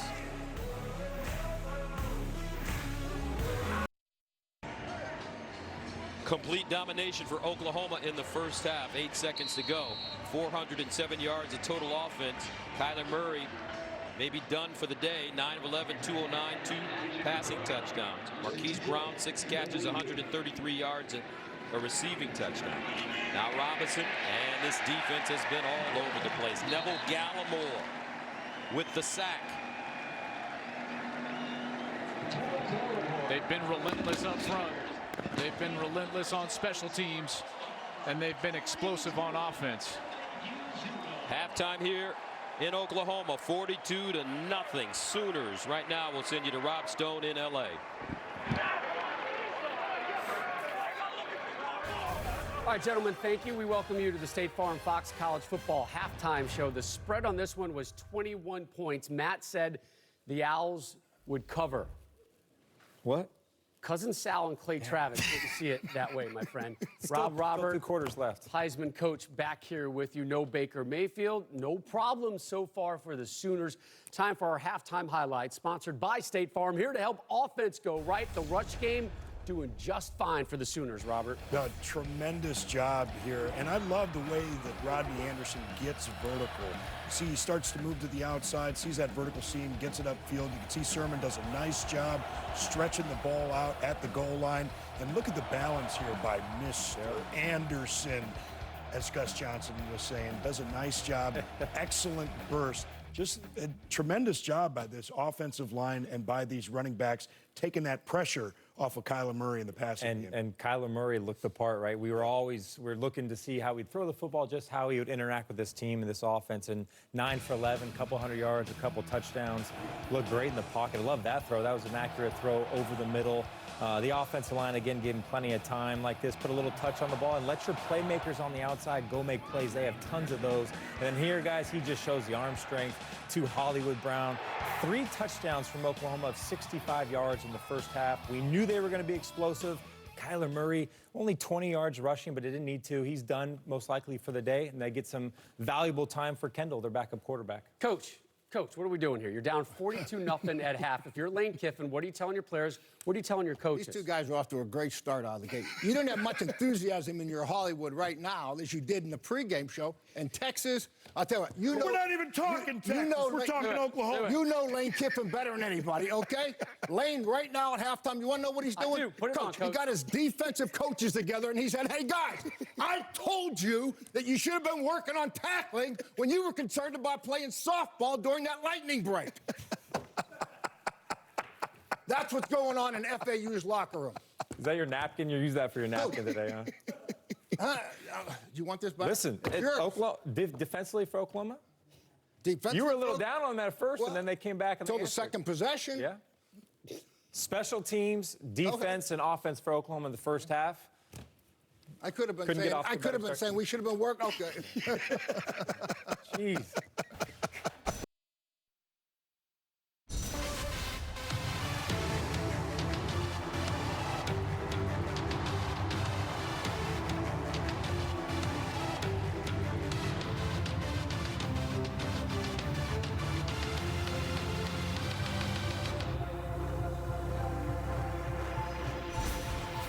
Fox College Football is sponsored by AT&T Business. Welcome back to Norman, Oklahoma. What a first half for OU. 42-0 at halftime. Gus Johnson along with Joel Klatt. And if the first half is any indication, partner, Oklahoma could be scary this year. I mean, wow. Dude, this offense is potent, and the defense came to play, and they're much better. Let's take a look, though, at some football insights. They're brought to us by AT&T Business Edge-to-Edge Zone, where intelligence covers every edge of the field. This Rodney Anderson touchdown, watch the offensive lineman. They're going to let the defensive lineman go. Kyler Murray's eyes go directly to him. He reads them. As soon as that defensive lineman gets upfield, Anderson gets the ball, and he's gone. It's one cut, and Mr. Anderson is in the end zone. Kyler Murray did an excellent job today, playing within himself, making the plays that were there in front of him to make. Oklahoma, 28 first quarter points. That's the most since 2008 when they did it against Nebraska, and the 42 is the most since they put up 45 last year against West Virginia in the first half. So they started off where they left off, my friend. Explosive. So it looks like Anderson and Murray may be done for the day. Austin Kendall came in the second quarter at quarterback for Oklahoma. Sooners won the opening toss, deferred, so they will receive it to start this second half.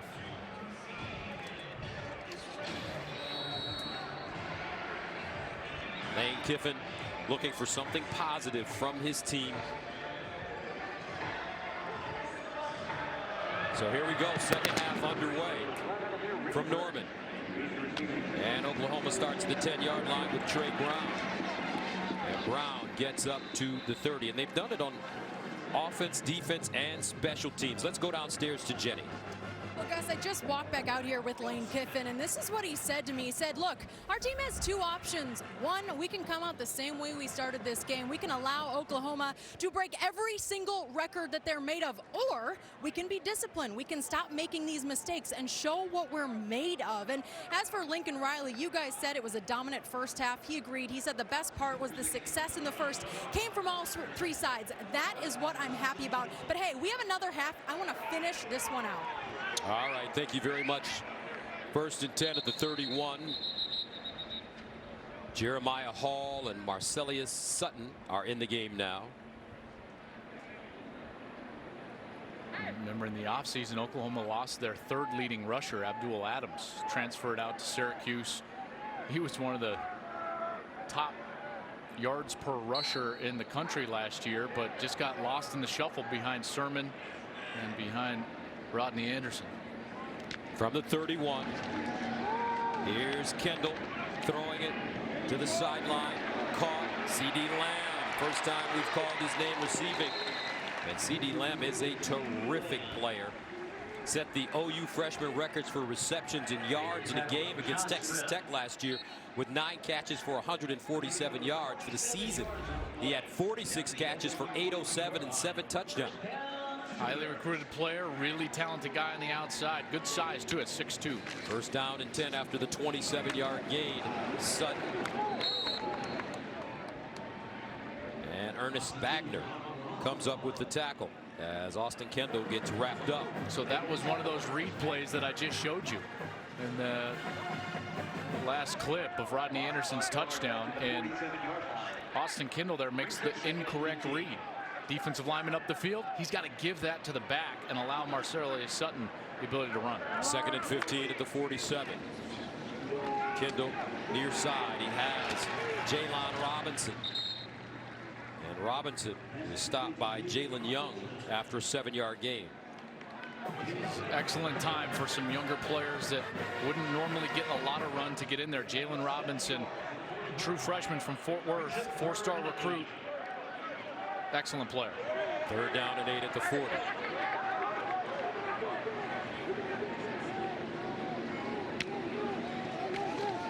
Austin Kendall with time over the middle. Puts that one right on the money to CeeDee Lamb. James Pierre with the tackle. And CeeDee Lamb may have been overlooked last year with the emergence of Marquise Brown. A bit. I think he was, and I think another thing that was overlooked because of the explosiveness is the offensive line play. On the last, that pocket was just perfect. Austin Kendall's got a chance to just sit there, be patient, and allow the second read to come open over the linebacker. And he just sits in there and makes an easy completion. But Gus, it's hard to talk about all those elements when we got Hollywood and Rodney Anderson and Baker Mayfield and the like. Here's the handoff to Sutton, and Sutton crosses the line of scrimmage. So since we do have a little time and the score is lopsided, let's talk about that offensive line. The starters, Bobby Evans, Ben Powers, the center, Jonathan Alvarez, Samia, and these guys can really play some football. Yeah, they can. And returning, this is going to be the best, or at least in the preseason, the best offensive line in the Big 12. They did lose Orlando Brown, a unanimous All-American. He was drafted in the 3rd round by the Baltimore Ravens. Really should have been drafted higher based on his ability. Didn't have a good combine is what they say. And look at this run. Sutton touchdown OU. 22 yards. That offensive line firing off the football. And it's that same play I've been talking about. Guard and tackle, leading around, opening up a huge hole for Sutton. And Sutton, all he's got to do is get himself up to the 2nd level. And right there, he's got the hole, and now he's on the safety, and then it's just about lowering the shoulder and getting to the end zone. 48-0. OU scores on their opening series of the 2nd half to make it 49-0 here in the 3rd quarter. Back to Norman after this.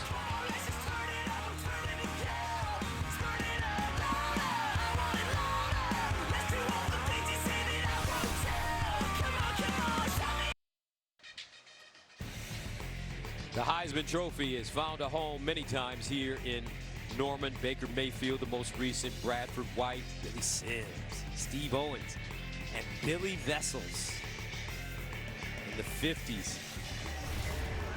We've got some highlights of Billy Vessels. I don't know if you had a chance to see him, Joel, but that dude was sweet. That was what he was sweet. In our meeting last night, that was what you were most excited about. Yeah. Was watching Billy Vessels. Billy Vessels, he started it off. That's right. Here in Oklahoma. That's right, with his coach Bud Wilkinson. And that was Oklahoma was really the first superpower. You think so? I think in college football, along with Michigan and Notre Dame. But Michigan and Notre Dame, they just started so early and were so good, before what I would consider the modern era or post-World War II. Post-World War II, really there have been 2 giants, Oklahoma and Alabama. As the Sooners kick it away, and this one out of the end zone. Let's take a look at the highlights of this man, Billy Vessels. He led the Oklahoma Sooners to the 1950 National Championship. Joe, look how fast he was. Looks like he could play today. High stepping, 15 touchdowns that season, played under Bud Wilkinson. He became the first Sooner to win the Heisman in 1952. I love it. Led him to the title in 1950. Another in 55, 56. Then it was Switzer's turn in the 70s and 80s. And here's Singletary. We had a chance to sit down with Coach Switzer, Charles Davis and I, before you arrived, Joel, here in Norman. Tell you what, you can understand why he won so many games. So charismatic. Barry Switzer. This ball thrown short. Harrison Bryant tumbles forward, picks up a first down. Players loved playing for him. They played hard for him. And that's a mark of a great coach. And I think, listen, I know it's lopsided, but I think both of those programs have that style going right now. When you talk to the players at FAU and Oklahoma, they love playing for Lincoln Riley and Lane Kiffin. First down and 10 at the 41. Robinson, he's going to get all the work that they can get him. As a starting quarterback now as Harrison Bryant makes the reception. Yeah, good throw there because there was a safety, the talented freshman Bradley Hiles, right over the top. He drove it right in there on the frame for a completion. Robinson, 10 of 20.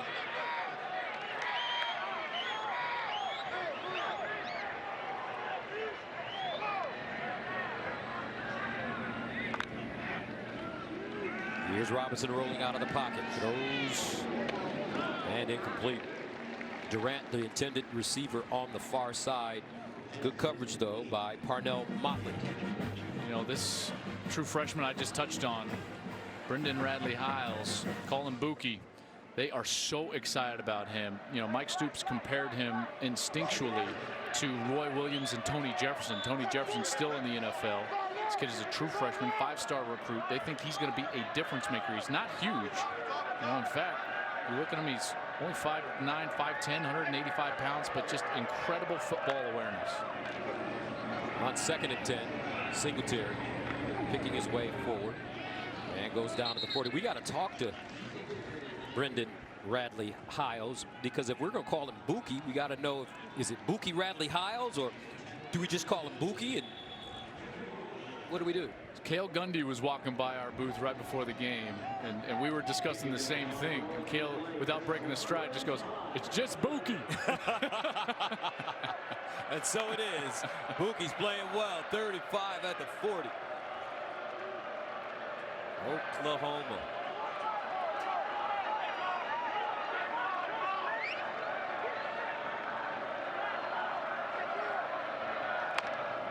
Robinson hands it off to Singletary. And Singletary, we stop for a loss. Curtis Bolton, the redshirt senior, with the tackle.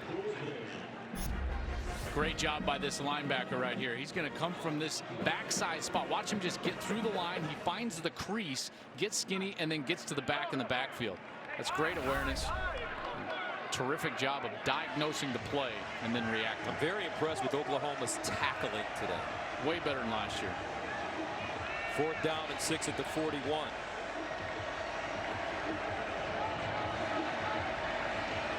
FAU going for it. Robinson in the shotgun. Robinson steps up in the pocket, looking, and once again they chop him down for another loss. Mark Jackson with the tackle. And Florida Atlantic once again turns it over on downs. 49-0. Play like a champion today. Well, that's what the Sooners are doing. They look awesome.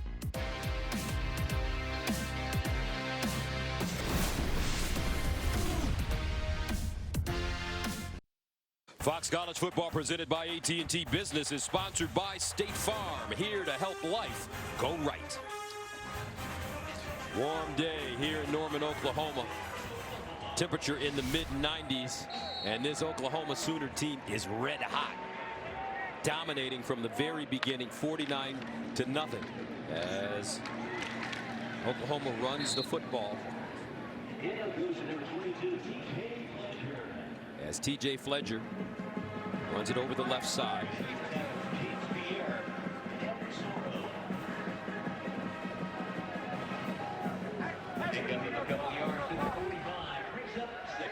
Second down and 8 at the 45.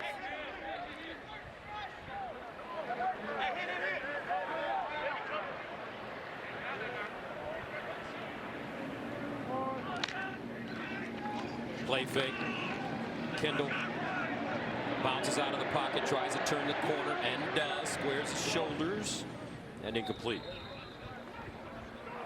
What are they saying at the line of scrimmage, Joel, when you hear the players talking back and forth? Well, for Oklahoma, they're communicating the entire play call or some version of it to each other at the line because they don't huddle. You know, so we're up here, and our audio guys do such a good job. You know, best in the business here, getting you right into the action. Listen up. The 45-yard line is now 3rd and 8.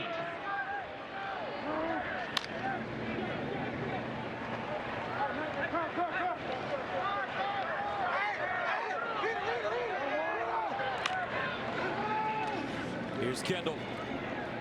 Steps into his throw, and he has his receiver. A first down, and it's Jalen Robinson. You had the play call, then you had the adjustment by the defense up there, and then the true freshman runs a great route and good protection by the offensive line.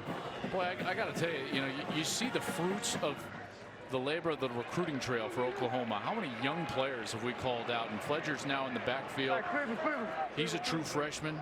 Jalen Robinson, he's a true freshman. We've had Buki Hiles, he's a true freshman. I mean, there are a lot of young players contributing right now for the Sooners. Fresh legs, first down and 10 at the 45. And they'll hand it off. Fledger with room. Spinning, first down. A gain of 17. Let's check in with Sam Farber for a game break. All right, Gus, good one over on Fox Sports 1. Number 23, Texas trailed at Maryland by as many as 17, but this Sam Ehlinger connection with Colin Johnson for a 22-yard touchdown made it a 2-point game. Texas went for 2 and failed, so it's 24-22 Maryland. Second half coming up on FS1. All right, thank you very much. So the Longhorns trying to fight back in that one on the road. Yep, they need to. They need that one bad because we've got quite the slate in the first half of the season, including a date with USC in a few weeks and the Red River game. With this Oklahoma team underneath, another completion as the receiver runs into the official A.D. Miller with the catch. Well, this is the best defensive play we've seen yet against Oklahoma. How about this? Oh, he tried to even, did you see me? Tried to get skinny. He tried to get skinny. Oh, A.D. Miller is going to get roasted in film for getting tackled by the official. Oh, man. You know what? I think that's targeting. Throw him out. Throw him out of the game. Get him out of here. Look at that. Get him out of here. Oh, my goodness. I feel bad for A.D. Miller. He will never hear the end of that. Ever. First down and 10 at the 16. And here's the catch once again. Vasquine. You got to understand, that doesn't just love this season. Here's the other running backs. They're like, no, he didn't. Oh, he got him. He got him. Rodney Anderson. And Sermon. Thank goodness that official didn't get run into by Rodney Anderson. Oh, that would have been bad. He might be the one. That's right. So it's not just this year. Every time he gets around his teammates the rest of his life, they're like, hey, remember when the official tackled you? Second down and 8 at the 14. And it's Fledger carrying defenders with him.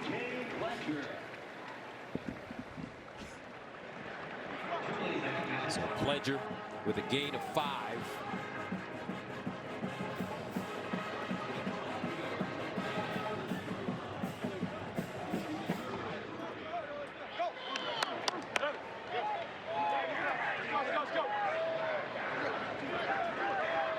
Austin Kendall coming in for Kyler Murray in the second quarter.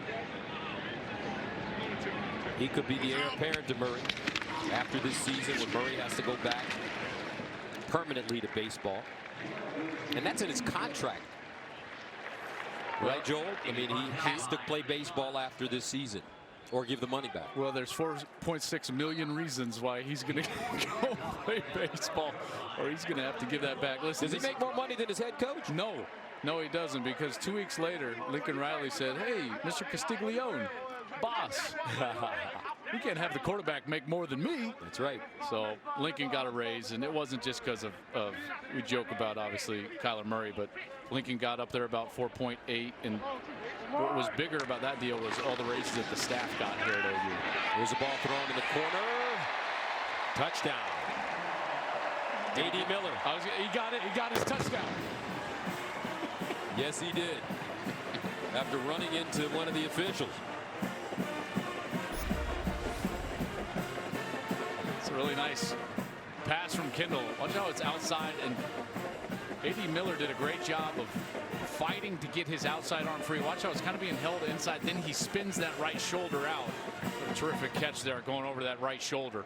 Bringing it down. A terrific throw, though, by Austin Kendall. Put that one right in the perfect spot. Yeah, so much about being a quarterback is the decision of what trajectory, what throw to make.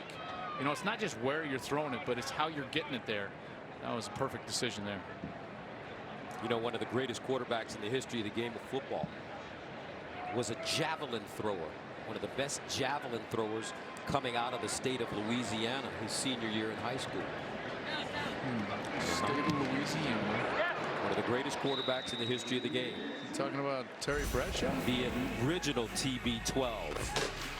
Could have competed in the Olympics.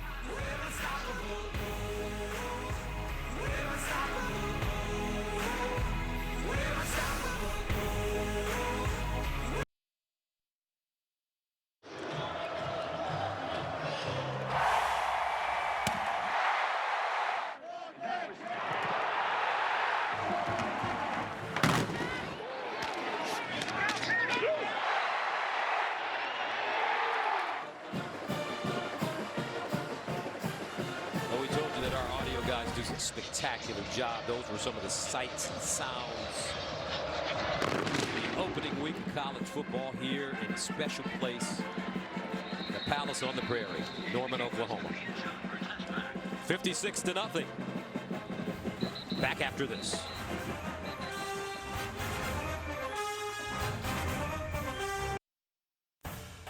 Fox College Football is sponsored by the all-new, totally remixed Volkswagen Jetta. By Verizon, now go mix and match family unlimited plans.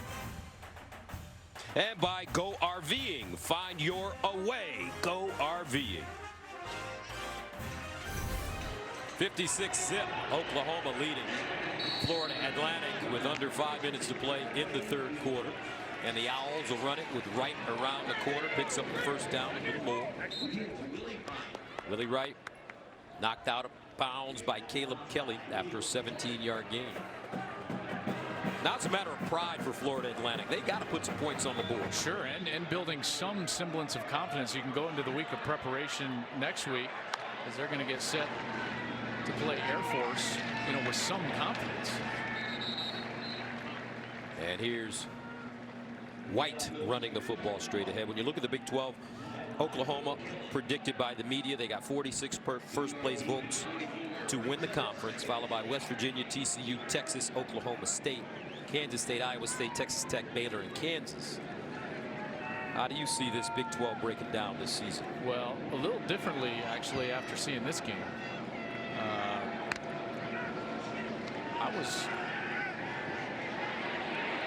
And here's Robinson. And Robinson taken down around the line of scrimmage. I was in the camp that I thought that replacing Baker Mayfield was going to be a bigger deal. You know, if you go back to the last 7 Heisman Trophy winners that were quarterbacks in college football, the year that they left their school, on average, those programs, Gus, went about 8-5, just a little better than 8-5. And so, you know, I thought, hey, you know, losing Baker Mayfield is going to be a huge deal, but obviously it wasn't today. Third down and 8 at the 44. Robinson underneath, and he hits his man on the sideline for a reception, and that's Harrison, who gains 13 yards on the play and a first down for Florida Atlantic. So I thought that one of those teams might challenge, you know, and actually be not just a contender, but win the conference. But after today, now I would firmly say that Oklahoma is the favorite in the Big 12. Who do you like outside of the Sooners? I think West Virginia is going to be a really good team that is very potent offensively with Will Greer as their quarterback. I would say TCU is going to be good because they are every year under Gary Patterson. And then I would have said Texas, but they're in an absolute dogfight right now with Maryland. Robinson finds his man in space, and it's Tavares Harrison again. It's a nice throw and catch there from FAU. And now you're starting to see a little rhythm, like we said, a little confidence that they can maybe build on for the next week of practice, getting ready for the Air Force Falcons. 19-yard gain, first down. They'll go near side to Harris. And he'll gain close to 9 yards on the play. And you see why they need some of that first down success, and they need the first down of the series so badly, is because that's when the tempo can start to take hold, and they get the easy yards on the outside, the quick decisions and screen passes on the outside. That's really Lane Kiffin's offense. 2nd and 2 with the 16, and they'll go to the opposite side to Durant. And Durant tackled in space once again. This time it's Trey Brown. And Trey Brown did a great job of getting off the block. He was blocked initially by the other wide receiver. He sheds the block and makes the tackle all in one move. What a terrific job there by Trey Brown, who played as a freshman last year, a true freshman out of Tulsa, Oklahoma, and certainly has the experience to be a contributor to this year. 3rd down and 4 of the 18. Nothing doing. Isaiah Thomas with the tackle. They'll go for this because Lane Kiffin's he's not trying to make this a different margin. He doesn't care if he loses by 50 or loses by 10. He came in here to win, so he's going to go for this. He's going to work on that. He's got 4th and medium at this point. You've got to work over the middle of the field off of a play action and try to get a linebacker out of position. 4th down and 4 of the 18.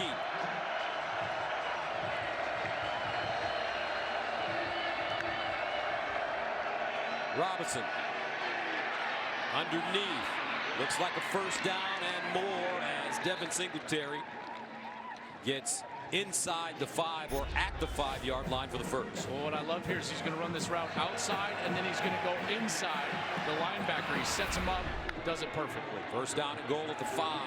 Singletary sprinting to the corner, and finally Florida Atlantic on the board as Devin Singletary scores the 5-yard touchdown. Well, that was a good series there. Excellent series. One, the quarterback found rhythm. The offensive line was opening up some holes. They got the tempo going, and Lane Kiffin has at least got a series to point to for his guys. And this is what we want to be. This is what our MO is. 10 plays covering 75 yards, and they ate up 4 minutes on the clock. Extra point is good. 55 seconds to go in the 3rd quarter. Florida Atlantic finally with something good to talk about.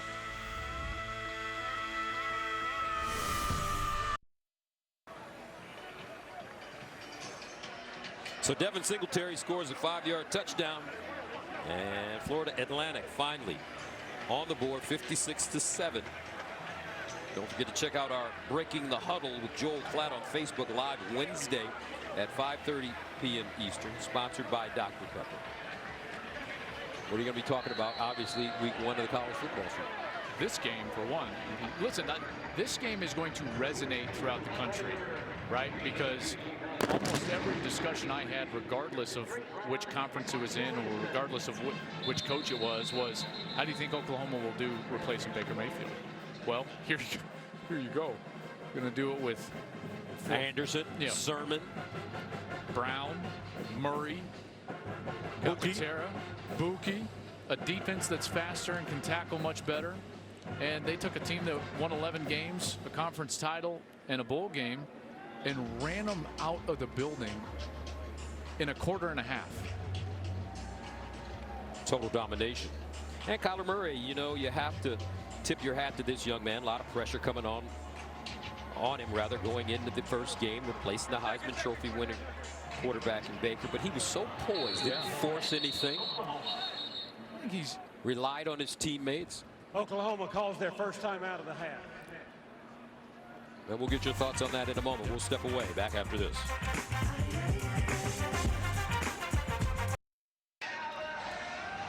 Short day for Kyler Murray. Played very, very solid football in his first start of the season for Oklahoma. 9 of 11, 209 yards, 2 touchdowns, passes, no interceptions.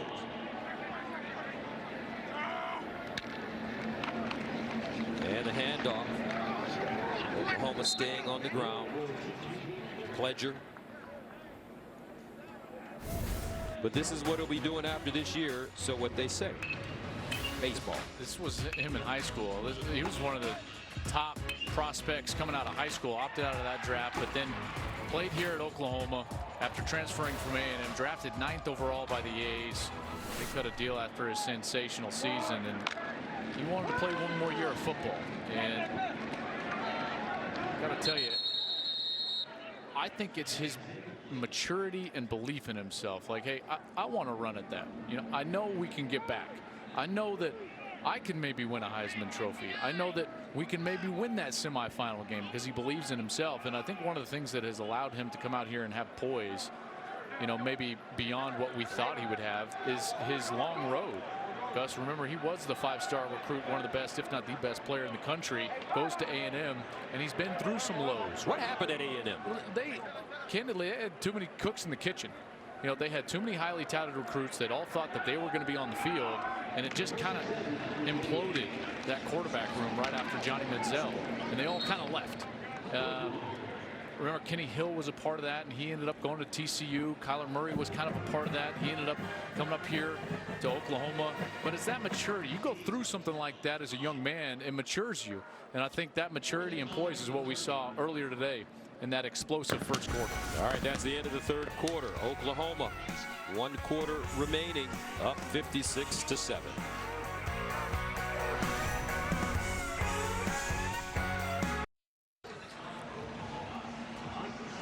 Fox College Football is sponsored by AT&T Business. Start of the fourth quarter here in Norman. As you take a look at the scoring by quarters, Oklahoma got off to that great start in the first, 28-zip, and that set the tone for this entire game.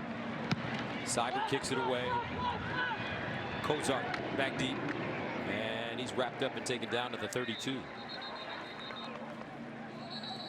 Nice tackle by Trey Norwood on special teams.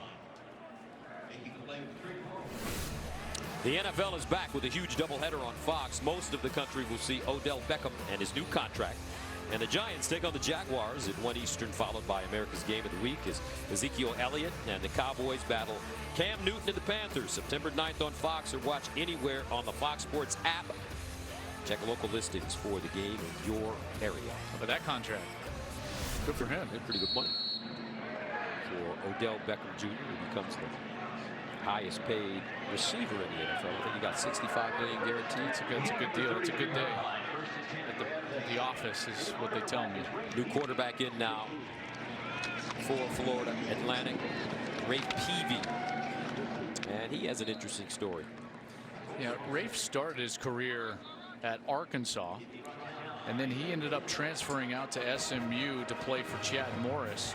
Then they had some coaching change up. He had to sit out in 2016, played in 3 games last season, going just 4 of 4 passing. But now he's transferred to FAU because Morris obviously has moved on out of SMU. So the long road to FAU, and you know what? That's a lot of kids on this roster. And Lane, I feel like, has done a really solid job of identifying those kids that are either unhappy or need to move on from other programs and bringing them to a spot where they feel like they can have a home. Their starter, Chris Robinson, is obviously one of those players as well. Peavy lines up and intercepted. This one picked off by Robert Barnes. Barnes still running. And Barnes finally going down at the 43. Start of fourth quarter. Lane Kiffin not happy with his quarterback.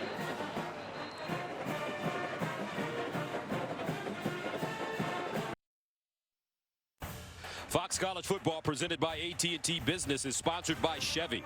Chevy has received J.D. Power Dependability Awards across cars, trucks, and SUVs. By Ice Cold Dr. Pepper, the official drink of Fansville.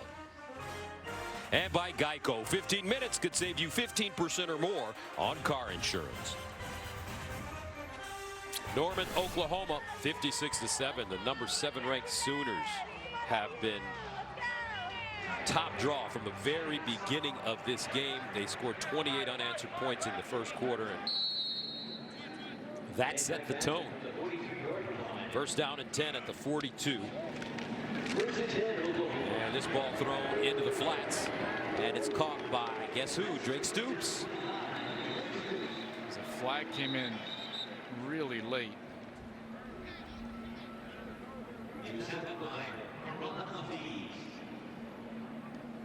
Holding by number 81 of the offense. It's a 10-yard penalty and replay first down. That's Willis. Meanwhile, let's take a look at the AP top 10. Well, Bama and Louisville a little bit later. Clemson, both quarterbacks have played. Kelly Bryant got the start, but Trevor Lawrence has come in. He's got 3 touchdowns in that game. Wisconsin handled Western Kentucky with ease, and Ohio State, after being down 7-0 to Oregon State, had just jumped all over them. That game's actually in a lightning delay. Game I'm looking forward to, though, man. Washington-Auburn. That is a huge game for the entire Pac-12 conference. And here's some movement as Austin Kendall gets around the corner. Got knocked down hard, and he's grabbing his left knee.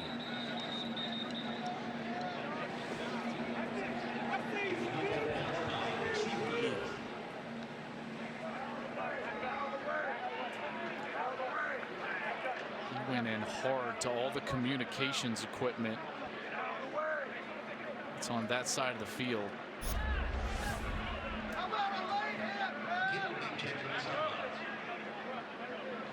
Oh no.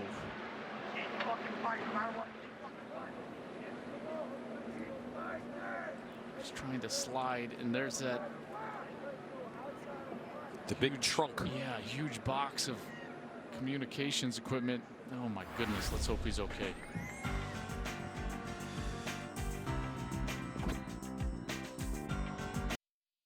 And moments ago, Austin Kendall had to be helped off the field after running into the trunk on the sideline. His replacement, Tanner Schaefer, redshirt sophomore.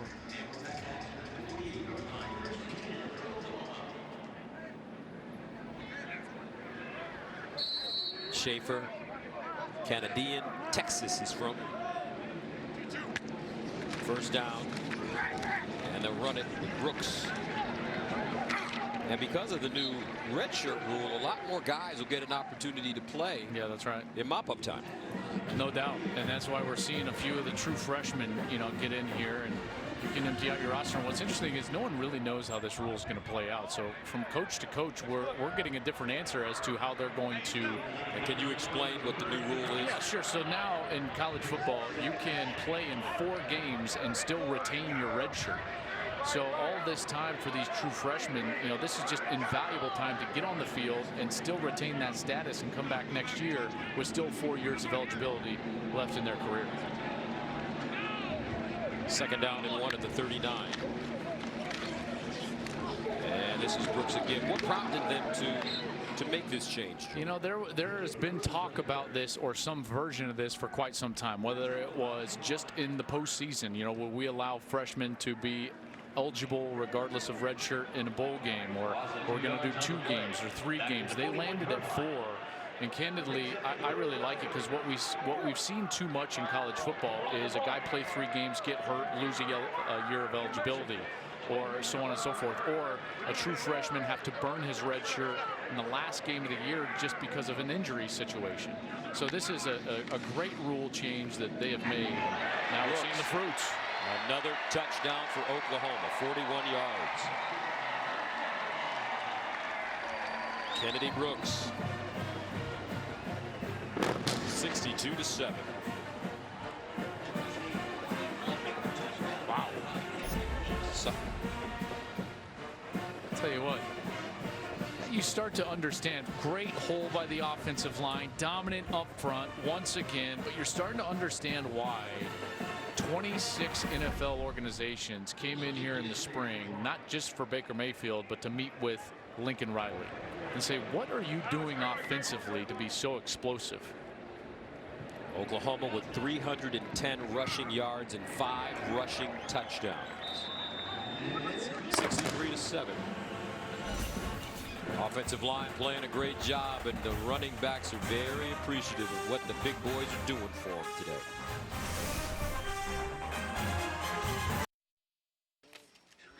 Time now for the expectation-shattering drive of the game, sponsored by Buick. Early in this game, it was just all Oklahoma in any way that they wanted to, whether it was Murray scrambling around, finding Marquise Brown on the outside, Anderson with great cutbacks, explosions down the field. They went right down the field, and I mean, it was over in a hurry. It was very apparent that OU spent the offseason getting better and not just resting on their laurels after finishing third in the country and having 3 unanimous All-Americans leave their squad. Also 4 consensus All-Americans overall. Let's go to Sam Farber for a game break. Gus, you might recall Texas lost to Maryland Open last season, looking to return the favor in 2018. Kyle Porter, 2-yard touchdown. It's a 22-0 run for number 23 Texas. They lead for the first time all game, 29-24 third quarter. That one's over on FS1. What a huge turn of events there, because they were down 24-7, come all the way back, and look to try to take control of that game as we'll get another quarterback switch here for FAU. DeAndre Johnson in the game. And Johnson runs it on first down. And coming into this game, you didn't know who was going to start. Would it be Robinson, Peavy, or DeAndre Johnson? So they'll all get a little run here. Robinson comes out of that competition with the starting nod, but DeAndre Johnson has taken quite the road to get to FAU. DeAndre Johnson, the first signee of the Lane Kiffin era in December of 2016. He began last season as the backup before undergoing surgery for blood clots in his arm. Threw just 3 passes that year, completing 1. Didn't know if he would ever play again because of those blood clots. So started at Florida State, went through some trouble there, although he never played there. Then was part of that TV series Chance U while at East Mississippi Community College. Last Chance U featured he and even another player for FAU, Tim Bonner, is on the defensive side in that series. And DeAndre went down there. His dad has gone on the podcast with Bruce Feldman and Stu Mandel and talked about that year playing at East Mississippi for Johnson and how much it matured him and gave him a chance to go down there and work on himself, which admittedly he needed to do.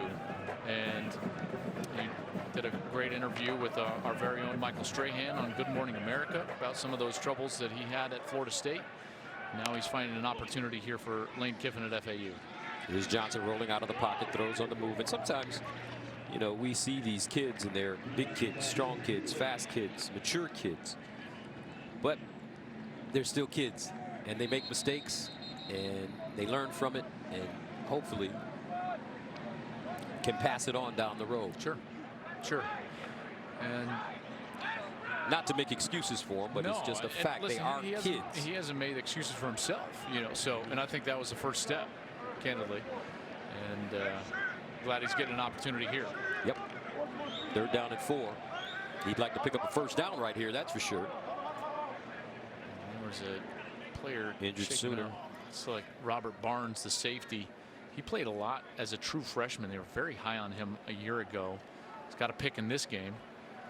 And you think about the experience that they got last year. You got Trey Norwood, who's a sophomore, Robert Barnes, who's a sophomore, Trey Brown, who's a sophomore. All those guys got great experience. Kenneth then you got Murray is a sophomore. There you go in the secondary.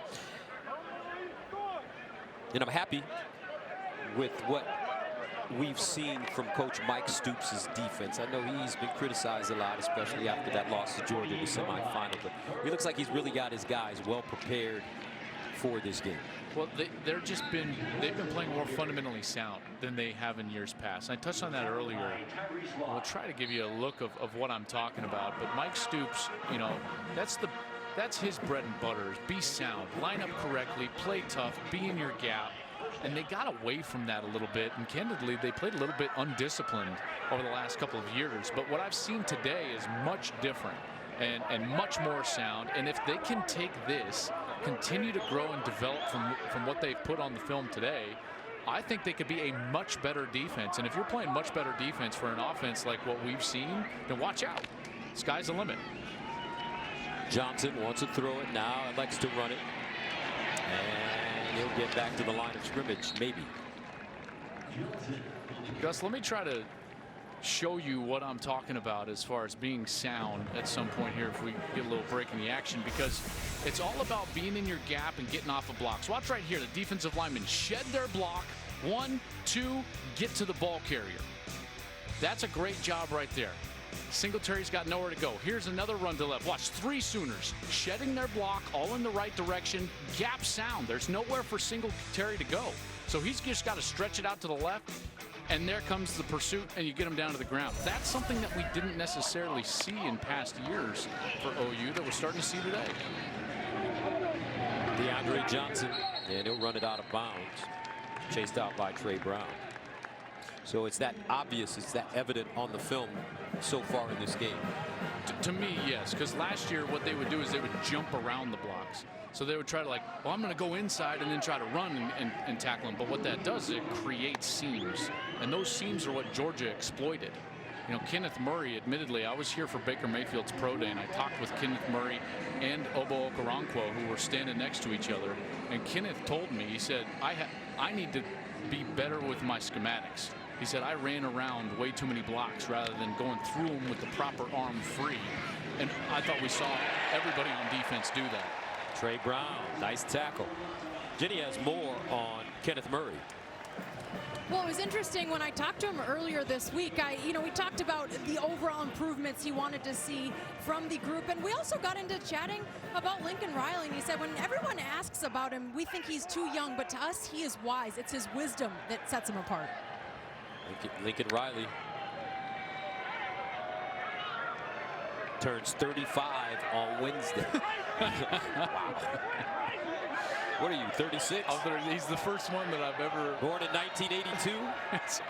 He's the first coach I've ever been in a meeting with that I'm older than. Wow. And Johnson throws it deep, knocked away at the last moment. But there is a flag on the play. Justin Broyles got a hand on that football. Lincoln Riley told us something interesting in the meeting yesterday. He said that if he wouldn't have been a football coach, he would have been a doctor. How do you you go from one extreme to the other? Incredibly detailed, I guess. Pass interference by number 25 of the defense. It's a 15-yard penalty and an automatic first down. Justin Broyles here with the pass interference.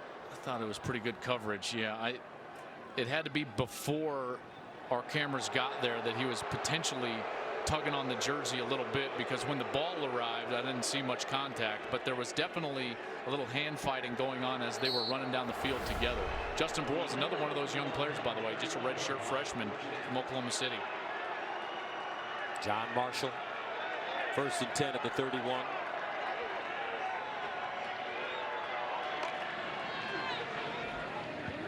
And they'll hand it off to Gerald Hearns. And Hearns knocked down John Michael Terry. Check out what I'm talking about. Watch the defensive linemen. Gus, they all engage, and then watch, they're going to press the guys off them, and then they all show their helmets. See how they're just waiting in the gaps right there? There's nowhere to run. See, if you create... But do you always have to stay in that gap? Yes. What if I'm in the gap and I see the guy? No, do your job and let your teammate do his. But I can go tackle the guy over there if I get out of this gap. No, stay in your gap. What does Bill Belichick say? Do your job. Johnson over the middle and a first down. You remember what you told me our first game that we worked together? What did he say? He said, you hit all the singles you want. I hit the home runs. I did not say that. Get out of here. But I like that philosophy. I should have said that. Hey, that's exactly what Mike Stoops is saying. You do your job. You stay in your gap, do your job, and we'll be successful as a defense. First down and 10 at the 18. Johnson rolling out. Tucks it. And goes down after a 2-yard gain. But I didn't disagree with you. Hold on for a second. How can I get the attention of the scouts if I can make a play over here, partner, but the coach wants me to stay in the gap? So that means the linebackers are going to get all the... You're going to get more attention from your opposing coaches on film as a defensive player, in particular in the front seven, when you're doing that. And then the scouts from the NFL come in and they're like, man, this guy is always in the right position. Man, he's always doing the right thing. You're going to get drafted. You're going to get all conference. You're going to get all those accolades by just doing your job. Interesting. 2nd and 8. And here's the reverse around the corner. Not a lot of room. I tell you what, this Oklahoma defense, whether it be the starters, 2nd string guys, or 3rd string guys, they're doing their job. Yep, they are. Now then, here's the question, right? Moving forward, are you going to do your job when there's pressure, right? You know, when you got an offense, when you're in a 31-30 game coming down the stretch, are you going to have enough discipline to do that? That's the question. Don't the players fight their instincts in those instances? Well, you got to break their instincts, right? I mean, that's a great point. 3rd and 7 at the 15. Under 5 to go. Johnson with time to throw. Now scrambles. Good run.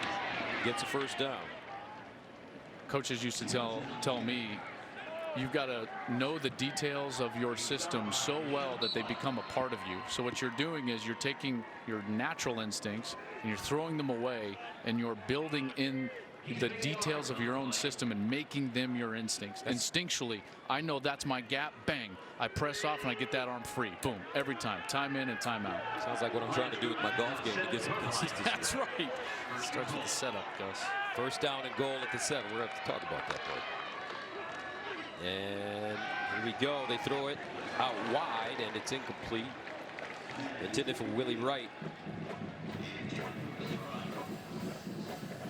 What's interesting about FAU, and I know it's late here, but DeAndre Johnson, it doesn't look quite as clean at quarterback, but it's more dangerous because of his threat as a runner. And that's something I think Lane Kiffin is going to have to look at. If their offense becomes stagnant now in next week's game against Air Force, do you need that element to move the football down the field? Remember, Florida Atlantic started 1-3 last year, but won their last 10 games. They came into this game with a 10-game winning streak. 8-0 in Conference USA. They're going to get a delay here. No? They'll hand it off. And it's White, touchdown. Kerith White, the redshirt junior, gets in from 7 yards out. Well, this is interesting. This is very interesting. I can tell you why. Last year, Jason Driscoll was the 3rd string quarterback week 1 for FAU. He became the starting quarterback for the 10-game winning streak. So we might be seeing something here very similar to last year, as now DeAndre Johnson gets his shot and they put together a quality series. See, I don't care if it's 63-7. This is meaningful snaps for these coaches. Extra point good. 4:13 to play in the 4th. 63-14.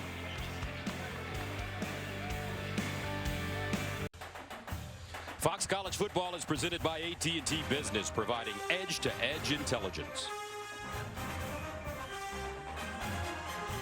63-14 at the beginning of the game. The crowd was into it. Attendance today, 86,402. Capacity is 83,489. The record crowd against TCU last season, 88,038. So it was hot. And once they saw their Sooners get rolling with a 28-0 lead at the end of the 1st quarter, I think everybody kind of bounced out of here. That's the cart taking Austin Kendall in. They were looking at him. Remember, he crashed hard into the cases behind the FAU sideline, so they're taking him into the locker room now. Hopefully he is okay. And let's go to Sam Farber in Los Angeles for a game break. Over on Fox Sports 1, Maryland hosting number 23 Texas after surrendering 22 straight points in the lead. Maryland taking back control. Tayon Fleet Davis 17-yard touchdown run makes it 31-29 Terrapins. FYI, there is a weather delay just now taking place in that context. Gus and Joel. Wow. How about Texas led the country last year, blowing 4 fourth-quarter leads, and now already this year they have, at least to this point, blown a lead in the 4th quarter as we've got a new quarterback in for Oklahoma. 1st down and 10. As the Sooners decide to run the football. And we're going to see everybody in this game. Tanner Mordecai. That's right. He's a true freshman, 6'2", 206 pounds, from Waco, Texas. Went to Midway High School. And again, not burning their red shirts here. New rule in college football. Everybody can play at least 4 games and still retain their red shirt. Mordecai ranked as a 4-star recruit by some publications as Michael Jones comes up with the reception. This is, I mean, everybody that ever played college football thinks to themselves like, man, I wish I would have had, you know, the ability to go out there and, because there's no simulating. You cannot simulate a game. I don't care how live a scrimmage is or anything along those lines. The first time you actually get out there, 1, you never forget it, and 2, there's nothing like it. So really awesome experience for all these young kids getting out there, getting their first college action. Mordecai hands the football off. And OU determined to just run this clock out now with this huge lead. Let's take a look at the upcoming schedule for the Sooners. UCLA next week. Chip Kelly comes into town. What are you hearing about the Bruins? Well, Wilton Spate's going to be their quarterback. Former Michigan quarterback. That's right. Transferred from Michigan. Iowa State is a very good team, by the way. They've got them in a couple of weeks. I think Chip is going to be really good at UCLA. I don't know if it's this year that they turn it around. Good throw. Wow, Mordecai put that one on the money to Michael Jones. Yes. Now we're talking. Get back there and spin it, young man. I love it. Steps into his throw. Beautiful throw down the sideline. And really nice adjustment by Michael Jones. Watch this as Mordecai kind of steps into it, and then he drives the football high and deep down the field. That's a great throw right there. Mordecai also received offers from Georgia, Oklahoma State, and Ole Miss, among others. You can see why. Very talented thrower of the football. He's got good size, 6'2".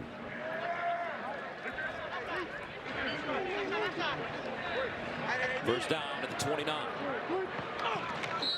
And Oklahoma takes the knee, and it looks like they will certainly run this clock out now as headset is off for Lincoln Riley.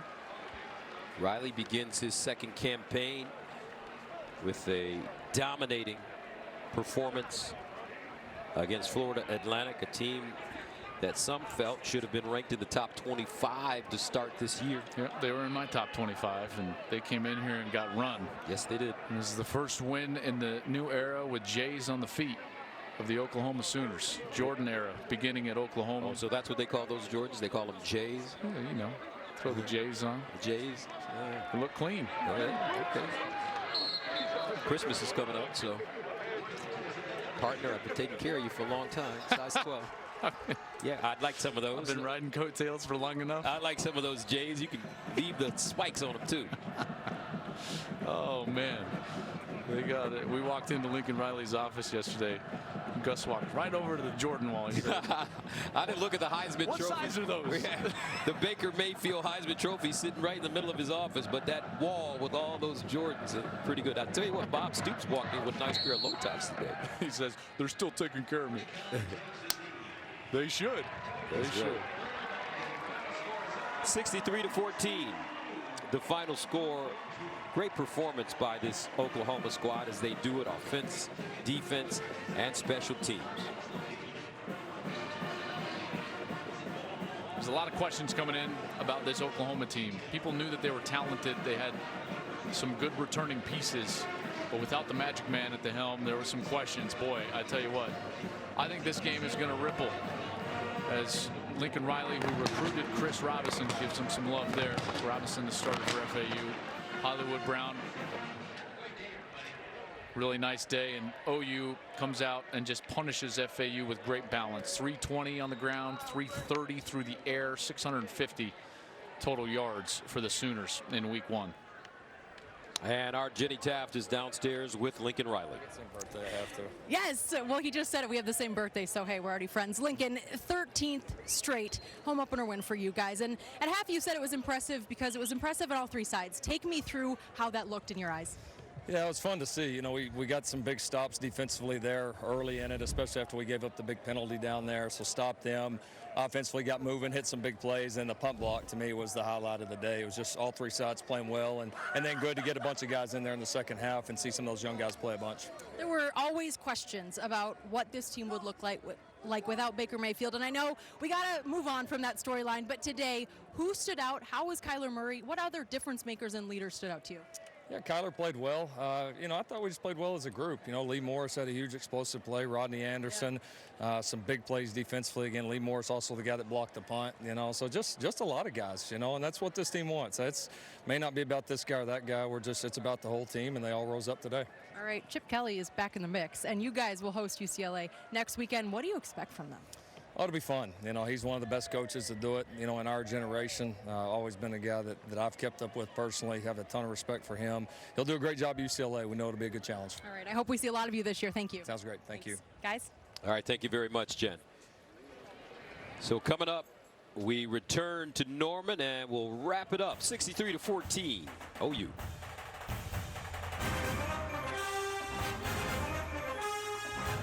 (63-14) the final. Oklahoma doing a super job in all aspects of this game. Hollywood Brown managed to get his long touchdown as well, as the Sooners start the season on a positive note. Gus Johnson along with Joel Klatt. You can't ask for more from these young men. Nope.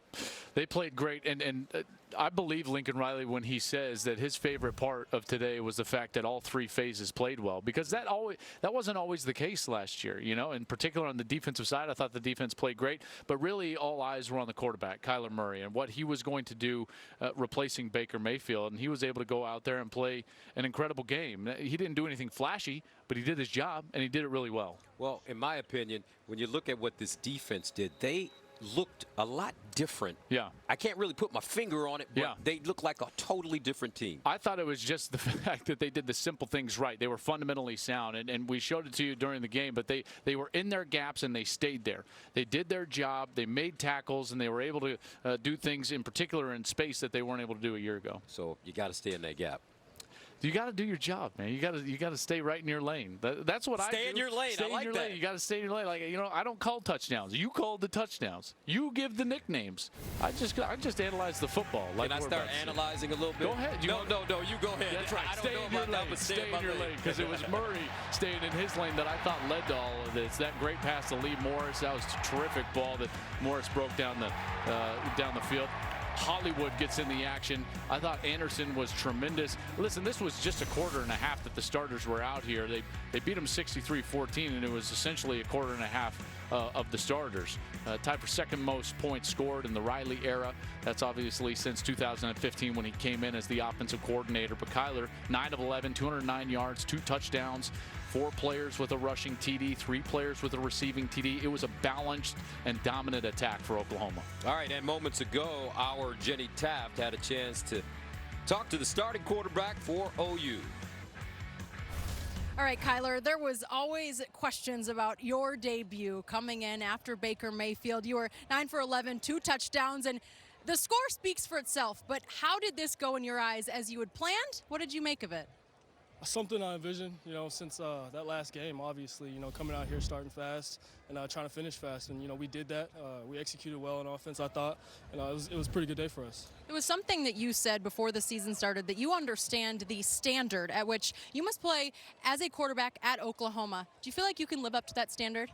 No doubt. I have the most confidence in myself. You know, I believe in myself. So there's no question in my eyes, you know, if I can do this or not.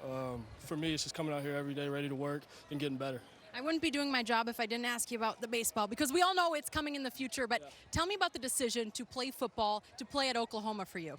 For me, it's unfinished business. I mean, you know, we've come up short the past 3 years, and for me, you know, in my eyes, it's to win a national championship, and that's all, you know, for me. So that's pretty much it. All right. Yeah. I look forward to seeing you all year. Thank you. No doubt. Thank you. Guys. All right, winning a national championship is the goal for that young man. And they got off to a good start, Oklahoma. What a performance today. They did it on special teams. Defense tackled in space, stayed in their lanes. And the offense, well, it's the Oklahoma offense. 63-14, the final score from Norman. OU defeats Florida Atlantic. After the break, We will get you back to Los Angeles for more post-game show coverage. For Joel Klatt and Ginny Tav, this is Gus Johnson saying so long. Our Fox audience, also our FS1 audience. Again, reminder, there is a weather delay right now. Maryland and Texas, the Terps up 2. Oklahoma just took care of FAU. Coming up next, the Pac-12 looks to remain unbeaten as Cal gets set to host Carolina, though. First, though, pretty strong opening statement from the Sooners today, minus Baker Mayfield, Coach. Yeah, absolutely. And when you lose a great player like Baker Mayfield, you know, you're not sure how the rest of your team is going to respond, particularly the quarterback position. You know, so you're counting on your defense, you're counting on your running game, and it was about perfect. I mean, they block a punt for a touchdown. You know, right now, if you're an Oklahoma coach or player, you're sitting there saying, you know what, everything that we practiced, we executed, and that's a great start. Yeah, all 3 phases they were successful. And then Kyler Murray, you mentioned him. Big shoes to fill. How would this offense look? Would they run the ball more? Well, man, let me tell you something. He was efficient throwing the ball, just 9 for 11, a couple hundred yards, a couple touchdowns, found his open receivers. We know about the weapons on the outside. Most importantly, he just made good decisions. He didn't turn the football over. We saw some dynamic runs, and then here we just see the arm strength. Obviously, with Brown and CeeDee Lamb and these different weapons, they're going to be able to stretch the field. But I thought it was great to see him throw the football like that, play efficient, lean on Rodney Anderson, Robert, who's a terrific back. It was everything that they hoped they would do in the first week. Well, we saw why he's so dangerous, though. And I think that first highlight, the throw down the middle, was the most impressive to me because he stayed in the pocket with pressure bearing down on him, knew he was going to take one to the chin and just delivered a strike. And, of course, we knew about the athleticism, his ability to move laterally, find space on the outside, rolling outside of the pocket, because he's not the biggest guy. I mean, Baker Mayfield kind of towers over Kyler Murray. But you talked about the running backs, how athletic these guys are. This team is just absolutely loaded. We saw some of the issues that gave us concerns about the defensive line, especially early in this game. We know about Singletary and the dangerous rushing attack the FAU had. Something to watch going forward, though, kind of how that defensive side looks throughout the rest of the Big 12. They you know, defensively, Florida Atlantic obviously doesn't have the talent that Oklahoma has, but Singletary, 76 yards total. That guy, he almost rushed for 2,000 yards last year, 32 touchdowns. So I thought FAU has an explosive offense. They are going to score a lot of points on people in their conference. So for a first game like this, where people like myself thought it would be a lot closer, I thought the defense played extremely well against that offense. Yeah, and it was in this game, too, when you get the big lead, all those young players, your backups get an opportunity to play. That will help Oklahoma down the stretch, too. Austin Kendall, too, the backup quarterback, went down. Obviously, have to see how severe that injury is, but that's, you know, he's got experience. We'll keep an eye on that as this season progresses. 650 yards of total offense. Up next for Oklahoma on Fox, Chip Kelly and UC. That sounds like the Barry Switzer, J.C. Watts wishbone days, 650 yards. I don't think we're going to see any wishbone in that one. A turbulent offseason for Maryland left some unanswered questions about the culture of the program, the status of their head coach, and how they would actually respond after losing their last 4 games last season to conclude 4-8. Early litmus tests as they open up with number 23 Texas on FS1. Maryland teammates carrying a flag, Jordan McNair's number on it. Moment of silence pregame. Their first offensive play, they came out with 10 players as well, showing their respect. Texas down 7-0 here in the first quarter. Sam Ellinger is the starter. Devin Duvernay dives, pulls it in. We're tied at 7s. Let's stay in the first. Kasim Hill, remember, injured last year. He got the start over Piggy. Finds Jay-Sean Jones 65 yards to the house. Yeah, that was a nice throw and catch, but give that offensive line from Maryland credit. That was a pressure blitz right there. They picked it up and blocked it great. Third quarter, Maryland down